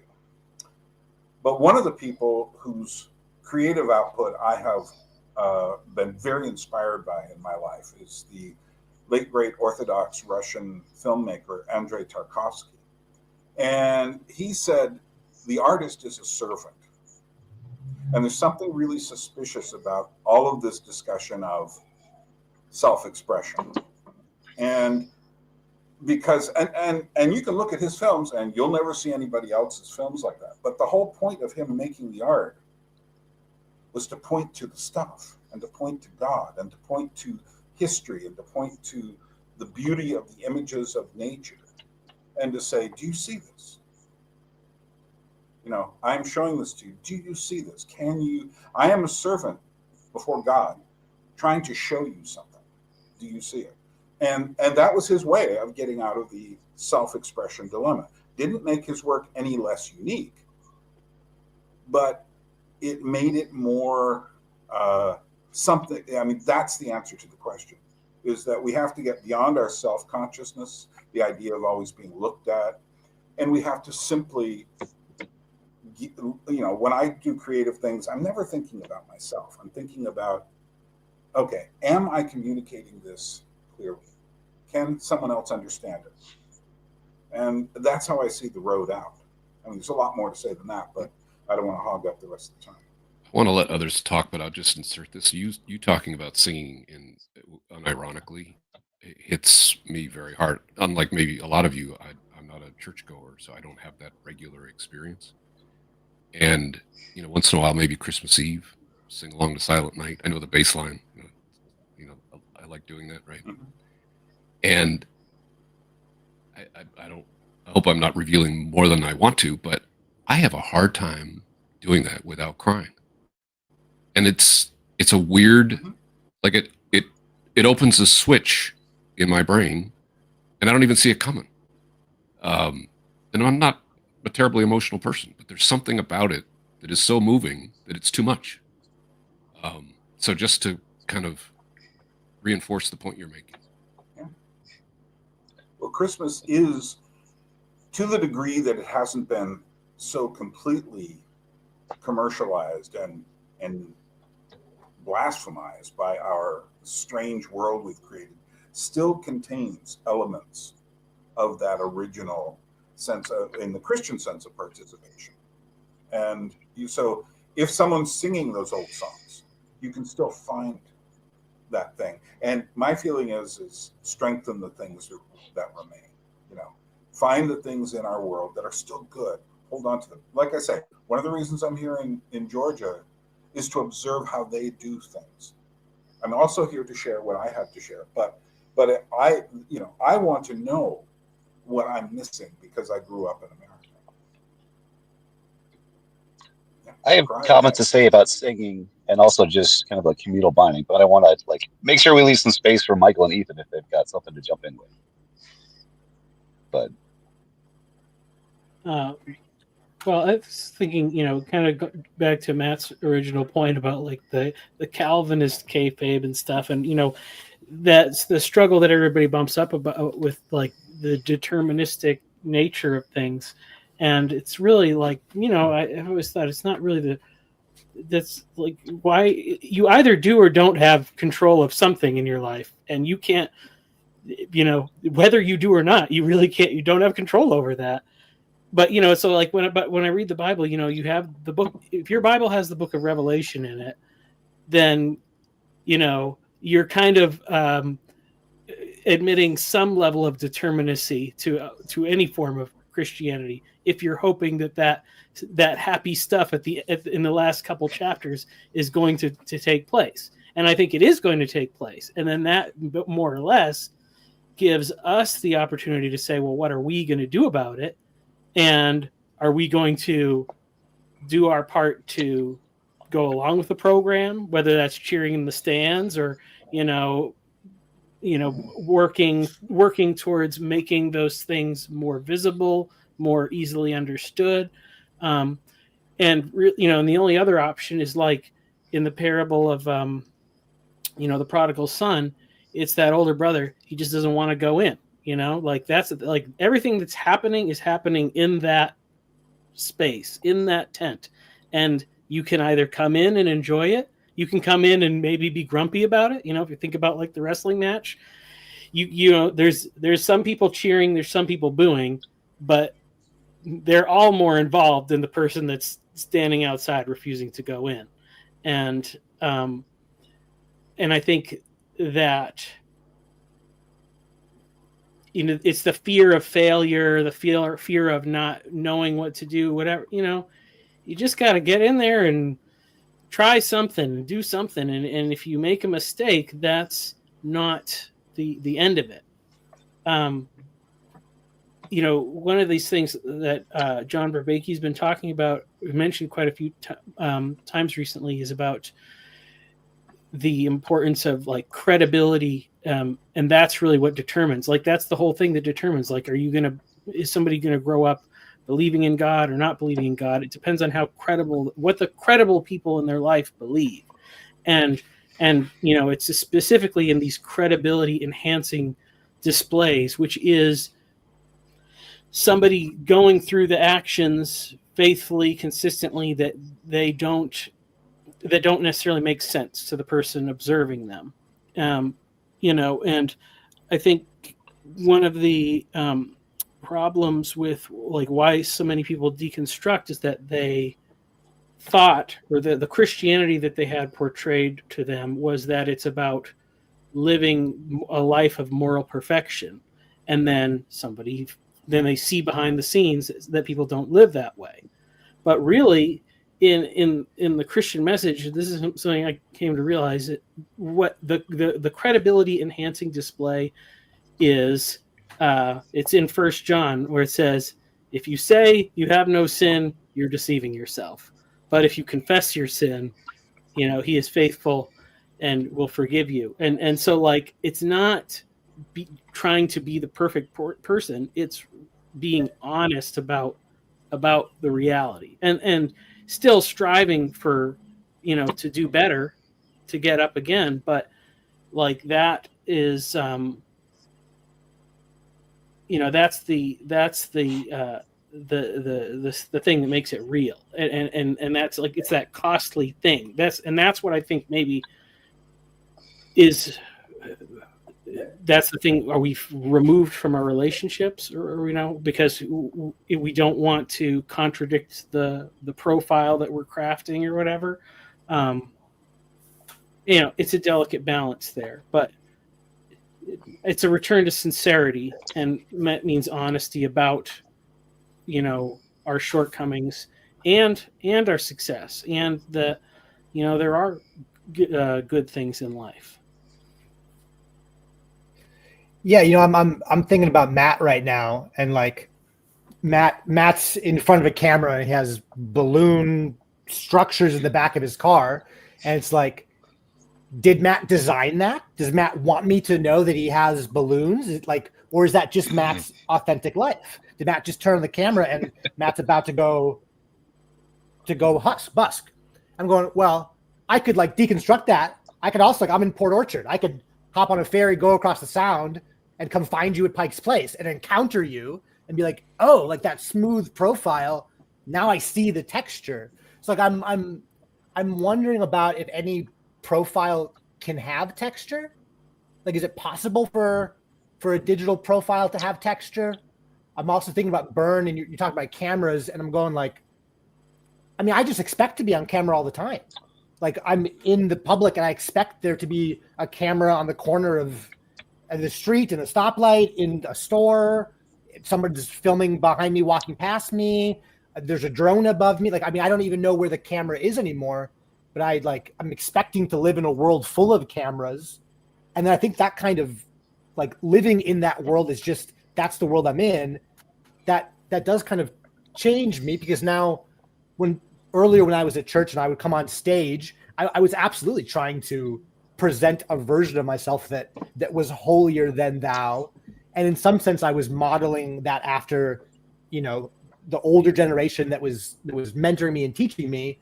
But I also wanted to be holier than thou. Like, I wanted to be seen as the one worthy of being on stage and to be looked at and to be heard. Like, I really wanted that. And when I left church and left like my tribe, like it hurt to not have community anymore, but it also hurt to not be viewed as important anymore. To just like, well, now I'm Ethan, and now I work at a movie theater on the Santa Monica Pier in Los Angeles, because I'm not even sure why I'm here or what I'm doing, but I'm doing something. Let me, this might help. This is how I've come to understand self-consciousness. And you said it when you talked about feeling like you're always on camera. And I think there's a difference, just to use two different words that are very similar, between self-consciousness and self-awareness. I often use self-awareness for really understanding who you are, whereas self-consciousness is this constantly feeling viewed. And here is the best both explanation that I've heard of it and the answer to the question of how do you get out of it. And that is, it's like you're on a stage. You're in a play, and you get out, and suddenly you freeze. You have stage fright. And what stage fright is suddenly you see the audience looking back at you, and suddenly you're caught. You can't move any further, because now you've lost the plot, and you're saying to yourself, they all see me. They're all looking at me. They're all waiting for me to do something. Now, that's traditional stage fright. Now, what we've done in our society to add to it is we put a video camera on the side, and we're filming the whole thing. And we might as well make it live. That's where we are. That's the self-consciousness we are. But here is the answer. And that will be stored forever, right? But to your point, that will be recorded and stored even theoretically after you're no longer on the planet. Someone will still be able to watch that. Most of our digital stuff is in the process of decaying already. I'm going to do a video on this pretty soon about the illusion of storage. But here's the interesting thing. Here's how to get out of it. Here's what an actor will do. And there's a lot of clues in this. The actor will, to really get out of it, you have to remember where you were in the play. You have to remember what the play was about. So now sometimes you're caught, but another actor will say something, or you'll say something like, is someone about to die? And you're tipping off the rest of the actors that you're lost. And hopefully they'll feed you a line that'll get you back. And that's how you break out of stage fright, is to remember approximately, you won't get it exactly because you've already broken it, but approximately where you are. And a good actor will take that moment and use it as part of the play. Here's what we do in real life, though. We have to ask ourselves, when we get caught in the self-consciousness of everyday life in the modern world, we have to ask ourselves, where were we in this? What about those words like love or meaning, or truth, joy, peace, all that stuff? Did that have any meaning? How do I get back into that? As soon as you start asking those questions, I remember I used to listen to Nick Cave a lot back in the 80s. and oh, he was angry. But I saw that as soon as he started listening to old blues music and folk music and old gospel music and old sea shanties, I said, he's on his way back. He's located some of the things that are really meaningful, and he's moving back towards it. That's the best I can tell you to how to break the self-consciousness trap. The problem is when you get freeze up and you look around at your other stage actors, there's no agreement on what the story is or if there is a story. Everyone else is living a different story. So we can't, I think that's in part what the meeting is. We can't communally triangulate with one another to figure out what the story is because of how broken the situation we're in is. It's all one story.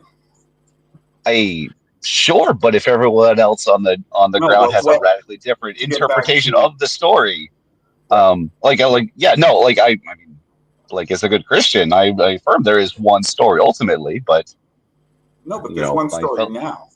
Look at how all of us in the last 10 years find ourselves looking at this device. That was part of everyone's story. Just as everyone was affected by World War II. Everyone was affected by the whole hippie thing. We're all part of this massive epic. It's too big to see all the parts of it and to see your relationship in it. But why are you here if not looking for, because you heard someone here said something that sounded like, oh yeah, that's right. That's kind of meaningful. And all the people here making comments and stuff are doing the same thing. They all hear different things.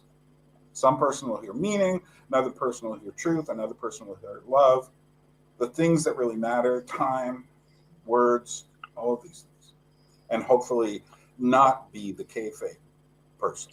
Well, I think that's part of the problem. When you get multiple levels of kayfabe, different folks will see different levels as the ultimacy of the story. Like, yeah, there is one story ultimately, but it takes a lot more work to get agreement amongst a group. Like Paul's done a pretty good job of kind of channeling us together to a point where we're starting to agree. But this is a pretty unique space. When I go into the rest of the world, it's hard not to sound like I'm speaking a foreign language. Right. Well, that's where time comes in. We have to live within time. Within time doesn't mean to make it happen like that. Within time means we're going along with the actual processes. So there's no one website that's going to answer everyone's questions. There's no one set of propaganda or ideology that's going to answer everyone's questions. And you just have to accept that. That's part of living in time. Michael, you wanted to get in there. Yeah, I was just thinking, as far as the whole thing of like nobody knows what they're doing or whatever.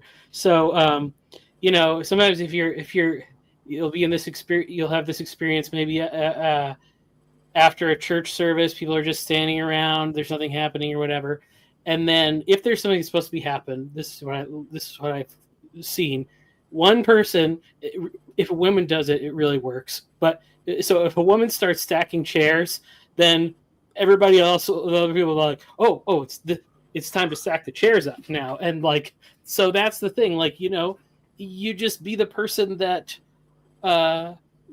starts doing something, and that's even the thing is the fear of like making mistakes or whatever. Like, I don't know. It's just because I see this like paralysis of just like not people knowing how to just have any direction in life is, a real problem where it's like, maybe figure out something with your career, maybe figure out like, if I want to get married someday, what am I ready to ask a woman out on a date tomorrow? If not, well, then now I have like at least some sort of a direction to go, like, and so if you figure out those long-term goals, and sometimes if they're far enough away, you may end up in a totally different place. You make a 5-year plan or something like that, but at least it forces you to figure out to some extent, well, of all the things I could do now immediately, sitting around watching TV is not the best use of time. So I'm going to do anything else, and anything else is a better choice. And you can probably figure out some particular thing that's actually, the best thing that you could be doing. And then hopefully that can draw other people into other aimless people into what you're trying to accomplish. So.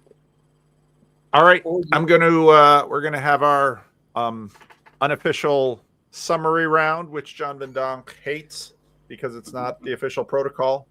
Takeaways from this conversation for you? For me? Any of you? Okay. Order, or does it matter? Don't have to go in order. If it comes to mind, speak it.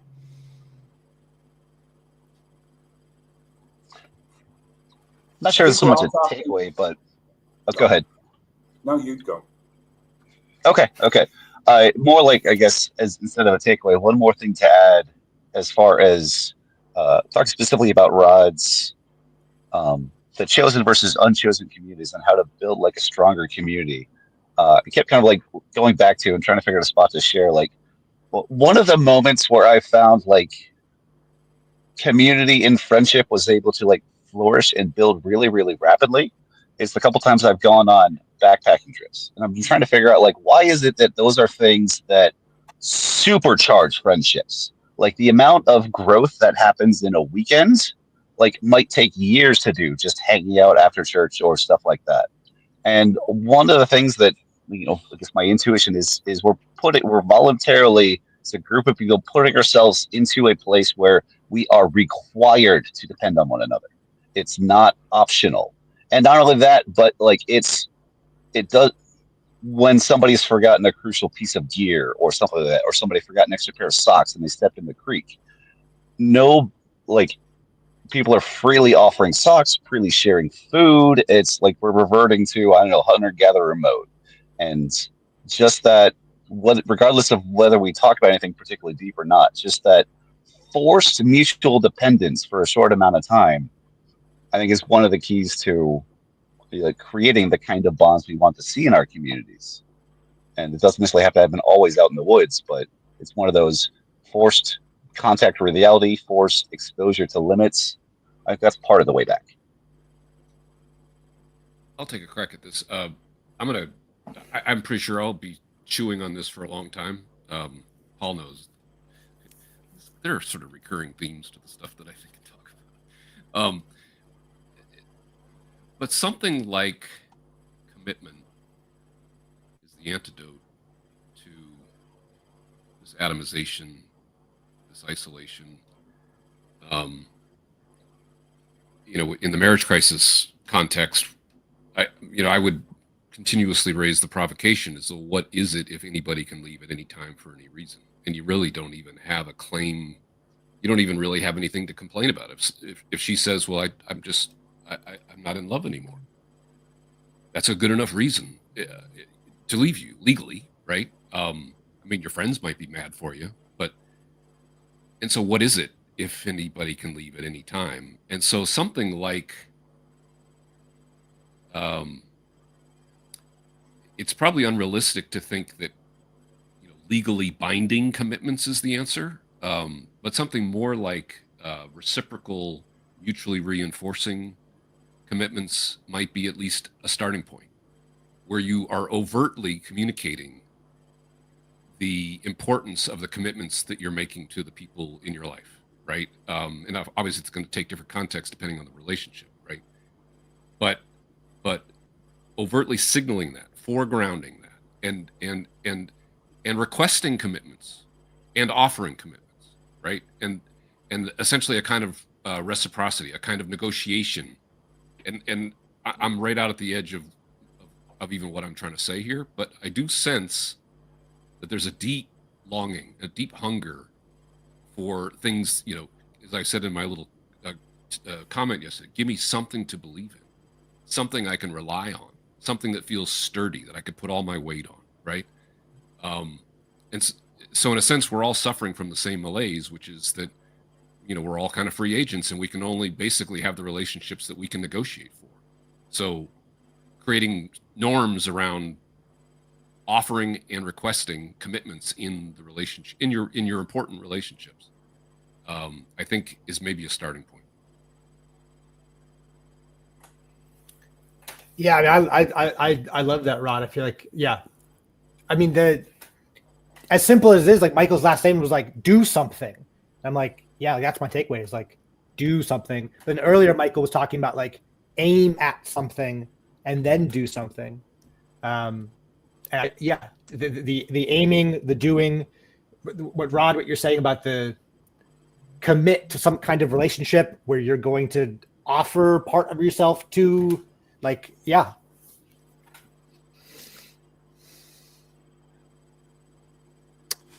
All right. I have dropped the link, and we have others who have wanted to come into the conversation. Jake. Can I just shout out before things get too clustered? Ethan, do you have time to grab a beer while we're still neighbors? Yes. Yeah. Yes. Okay. I'll hit you up on Twitter. All right. Good. Jake, what say you? Hello. Can you hear me okay? Yep. Hear you fine. All right, great. I was really interested in what Rod brought up because it was one of that realization that much of, I mean, arguably the post-Enlightenment world is focused around the idea of being able to only feeling tied to bonds or responsibilities which you choose or continually consent to, basically, and that I a few different things clued me into that, but I remember seeing this movie. I don't know if anyone saw it. It was this comedy movie, Ricky Gervais movie called The Invention of Lying, which is basically one big extended like allegory for, you know, religion and the source of it. And spoiler alert, Invention of Lying equals the creation of religion in his worldview. But one of the moments was he goes to visit his mom at the nursing home, and the receptionist says, like, hello, and who will you be abandoning today? And he's like, no, I already abandoned somebody, you know, because no one. Oh, I'm sorry, I didn't set up the premise. No one in this world can lie. Everyone's incapable of lying, so they all talk very straightforwardly about everything. And I remember sitting there in the theater. It was a funny joke, but I was like, well, if the implication here is that everyone agrees that they're all just abandoning their parents in the nursing home when they get old. But why do we do it if we all know that it's bad? You know, and it just and it was the first time I'd been confronted with that. And then later, I moved across the country for my wife's job. Never thought twice about it. It was like, you know, distance is no object. And we started thinking about having a baby, and certain things happened. I got locked out of my apartment one time, and I was like, I can't call anybody. There's no one here. And I just started to connect the dots and realize, like, this notion that you can be an individual everywhere all the time with no community, no bonds or whatever, just doesn't work. It doesn't last. And I think the only reason that it has lasted, like many things, for as long as it has, is because of that.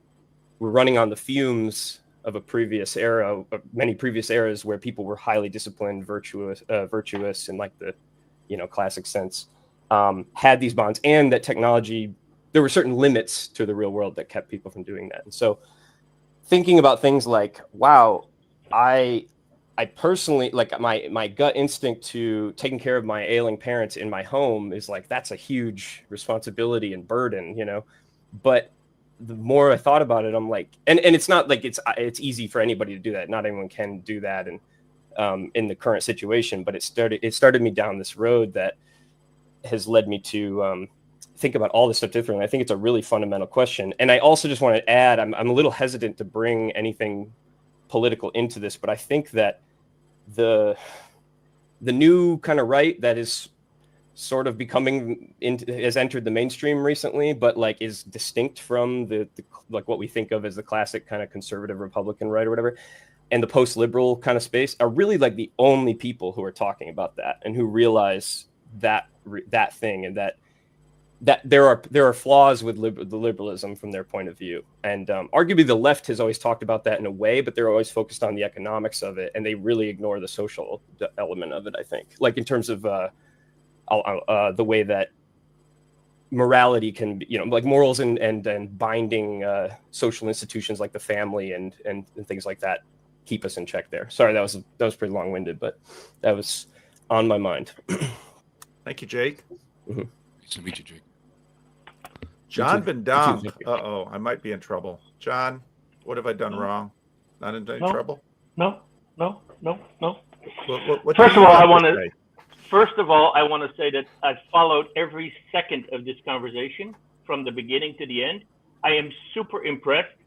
I love the way that the thing came together, in the sense that all the topics found a way to be expressed. I love the mutual respect that was obviously evident in this group. And I love the content of the conversation. And I thought it was all super well done. And the summary statements to the contrary notwithstanding. Whatever Paul attributed to my presumed dislike. Now, if you really want to know what did irritate me, though, are you interested in knowing what did irritate me? Go ahead, share, John. It's the floor is yours. So I shut off the chat room. I was so engaged with all of you here that I didn't want to know who was jabbering in the hive mind. And so I thought I was safe. But no. Paul Vanderklay, with full control of the live stream mechanics and infrastructure, found it necessary to put all the blabberings, or enough of the blabberings, or way too much of the blabberings in the chat room. Get off my lawn. On the main screen. He actually did that intentionally.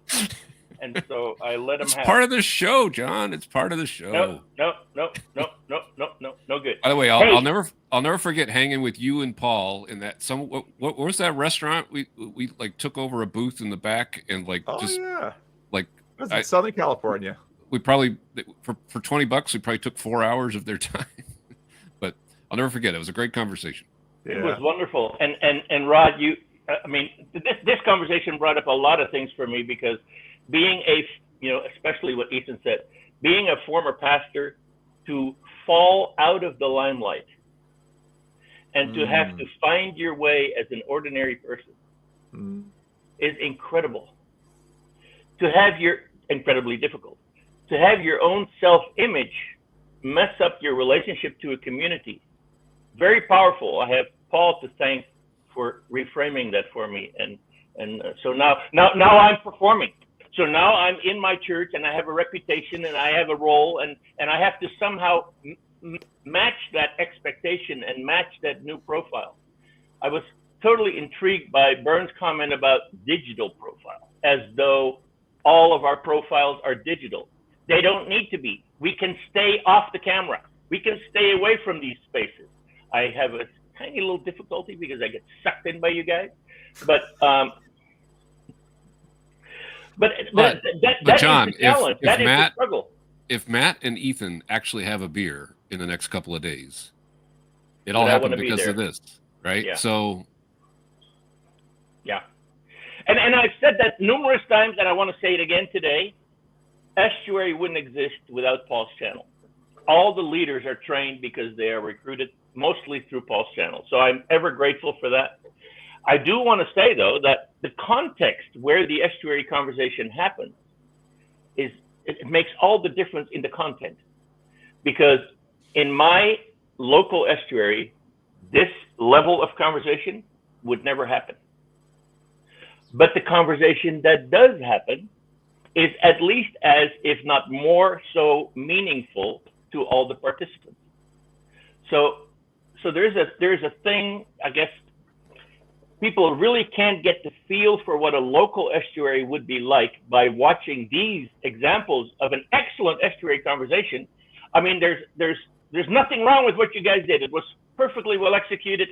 The profile was followed amazingly accurately, according to I've heard Paul do it before in other ways, and I figured, well, he just kind of blows off the protocol. I didn't know we were going to be graded at the end. You are being graded.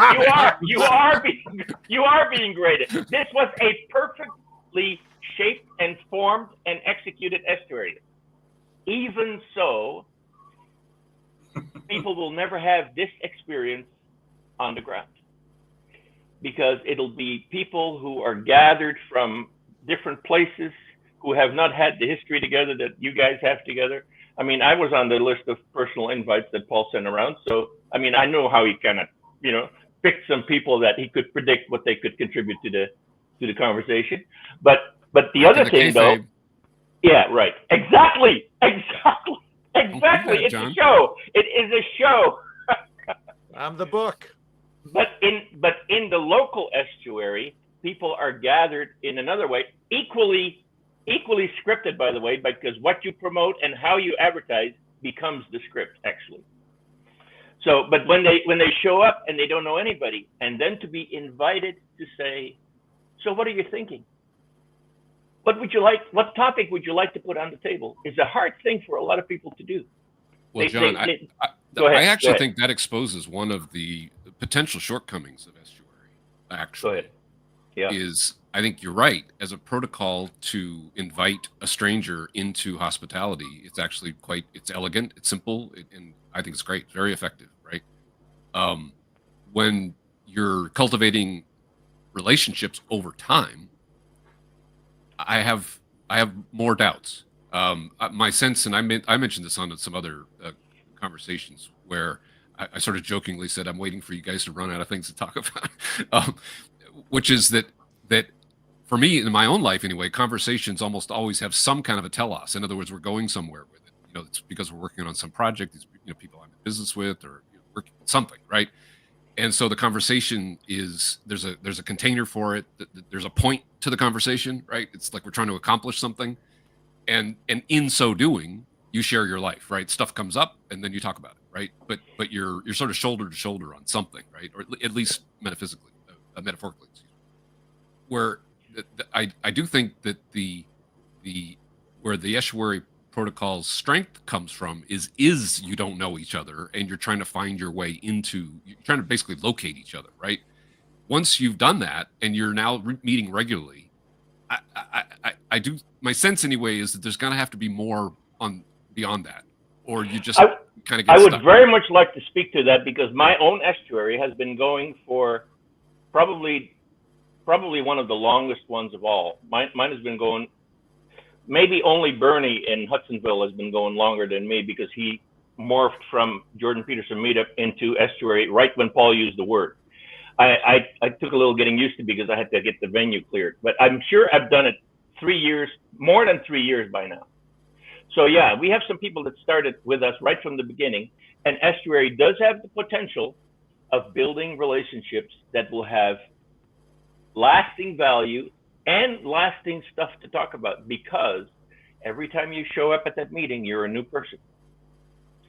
And so every time you walk in that meeting, you have a different perspective on things. You can go deeper with each other. You trust each other more.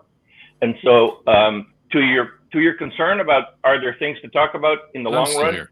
Nothing to worry about. I'm still here, obviously. So yeah, there you go. 7 years. And I'll speak to, so my every week estuary, again, we meet every week, and often our groups are 5 or 6, and some of those weeks when it's only 5 or 6 around, it's the every week people that are there. And most of those every week people are normies. They don't watch anything of what I do. And a lot of those people sort of struggle with the pitch. But I've got a few really excellent pitchers though in that group that come in, and they help. So that relieves me, so I don't always have to pitch, but I've always got something to pitch. But what's amazed me has been how a lot of the normies, first of all, again, most women have a really strong, they are necks in an estuary group. They really are. The male-female dynamics are super interesting. But also, with a lot of the normies that don't pitch, there's a fair amount of recycling that comes through, because people have discussed something the week before, and it might not come to mind when they pitch, but when something else brings something into the room, that issue that they've talked about 10 or 15 times in the course of 52 weeks of estuary, it will come up again, but they've been processing.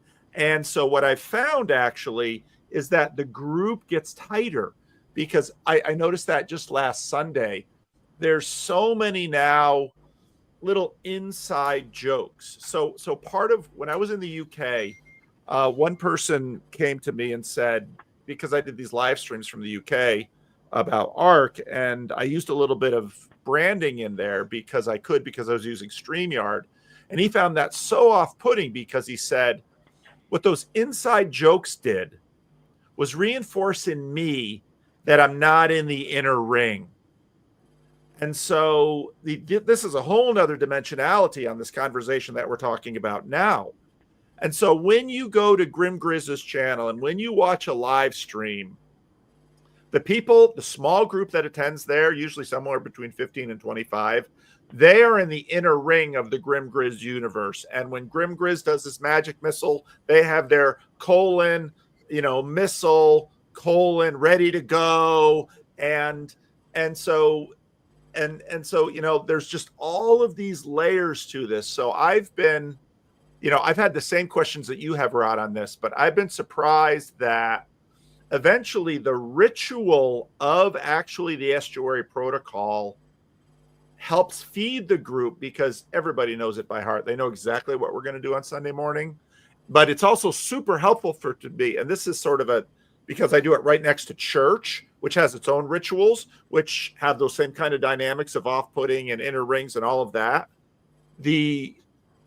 Whenever someone lets me know that they're going to come because they're coming through on a vacation and they want to see me and visit and it's going to be on a Sunday, yada, yada, yada, I always lean into them hard to come to the Estuary because I'll tell you, the little hot girl joke that I have about Ethan. When that new person then comes into the room, even some of these guys are shy because they're lurkers. They don't even log into YouTube. But when they come in on that Sunday morning, I've been amazed how the hospitality and their experience of visiting now suddenly, if they stay for the service, if they want to, they have someone to sit next to. I mean, it's all of this stuff that John sort of evolved at Chino in terms of when someone comes to the conference, put them in a little Estuary group first. They're all, and that's where you're right, Rod. Estuary group is really good for strangers, but I've been impressed about how well it's worked in the long run.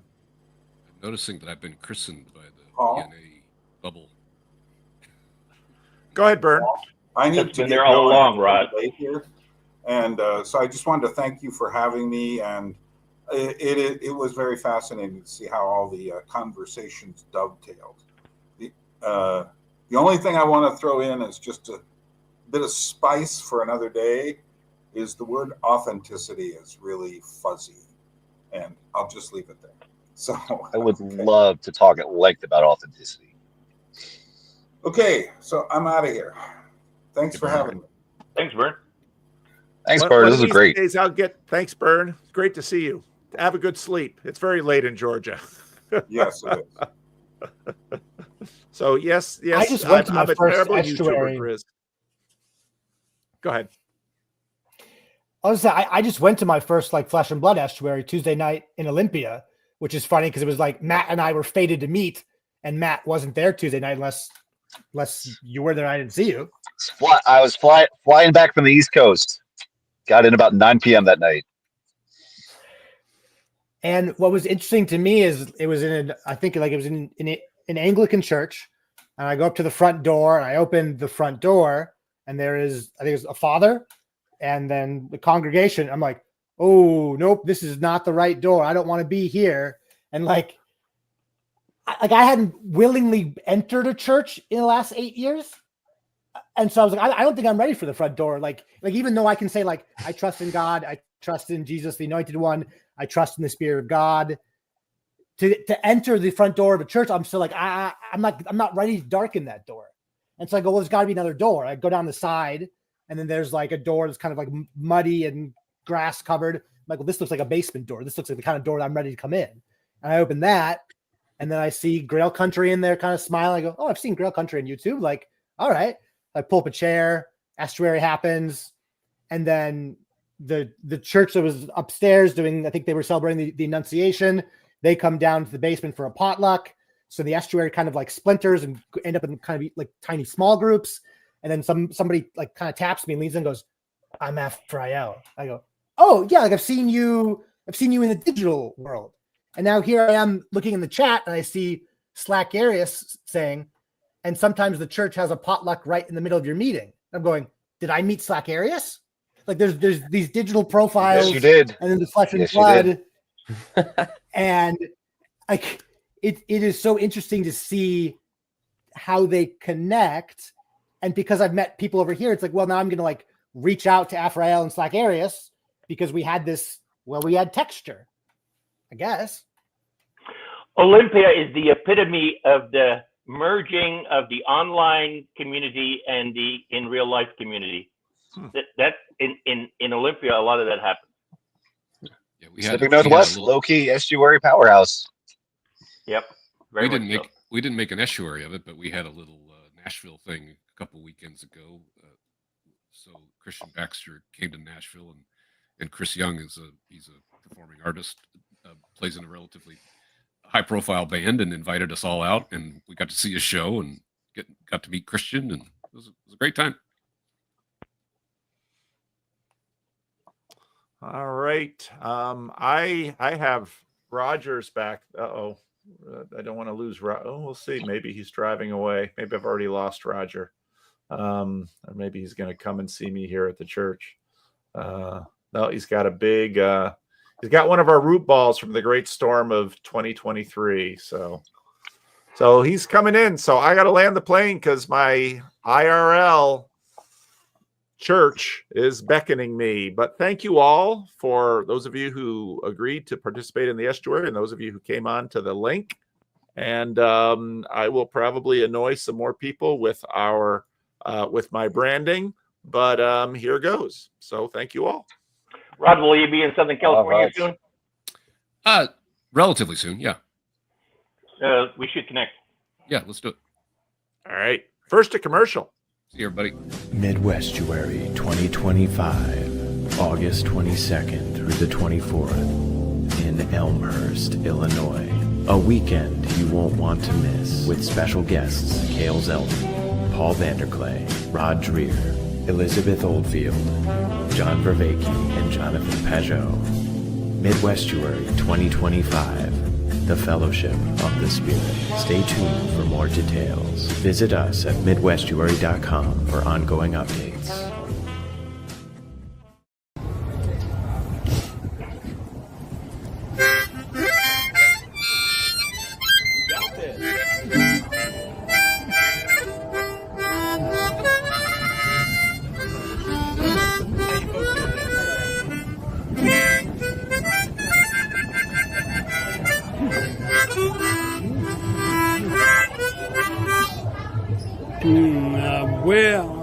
Where are you here? Oh, there I am. Hey. Where are you? Where? Got me? Oh, boy.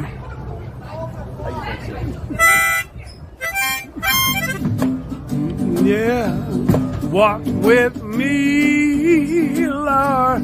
Walk with me. Come on, man. Walk with me, Lord. Walk with me. All along this Jesus journey. Walk with me, Lord. Walk with me.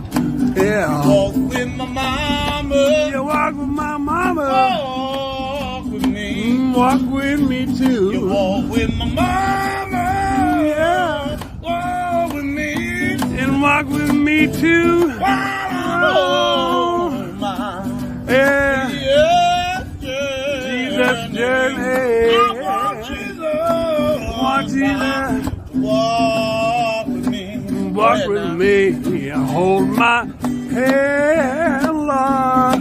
Hold my hand. Hold my hand, Lord. Hold my hand. All along this Jesus journey. Hold my hand, Lord. And hold my hand.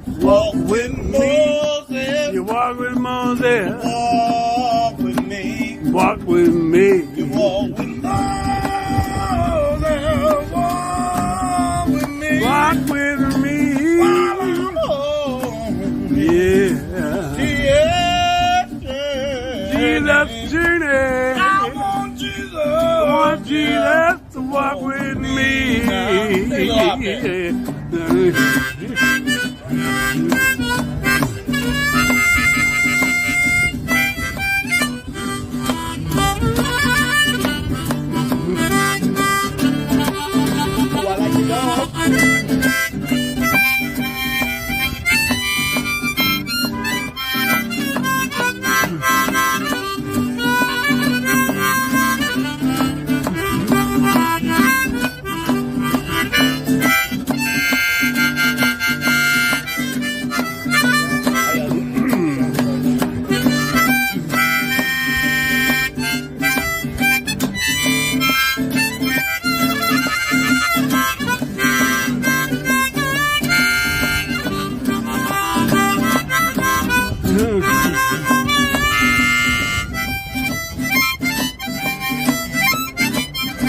Say, walk with me, Lord. How y'all doing? Walk with me. Walk with me, Lord. Walk with me. Walk with me. Come on,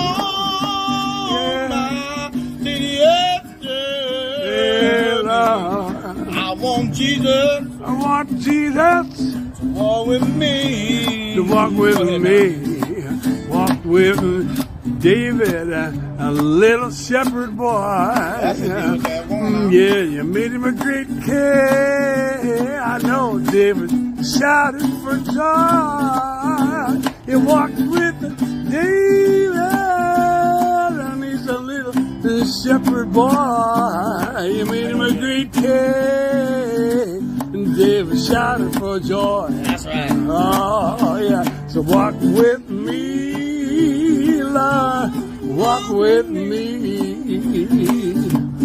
Walk with me, Lord. Walk with me. All along this Jesus journey. Walk with me, Lord. Walk with me. You gotta walk with me, Lord. Yeah! That was rocking great, brother. Oh, yeah.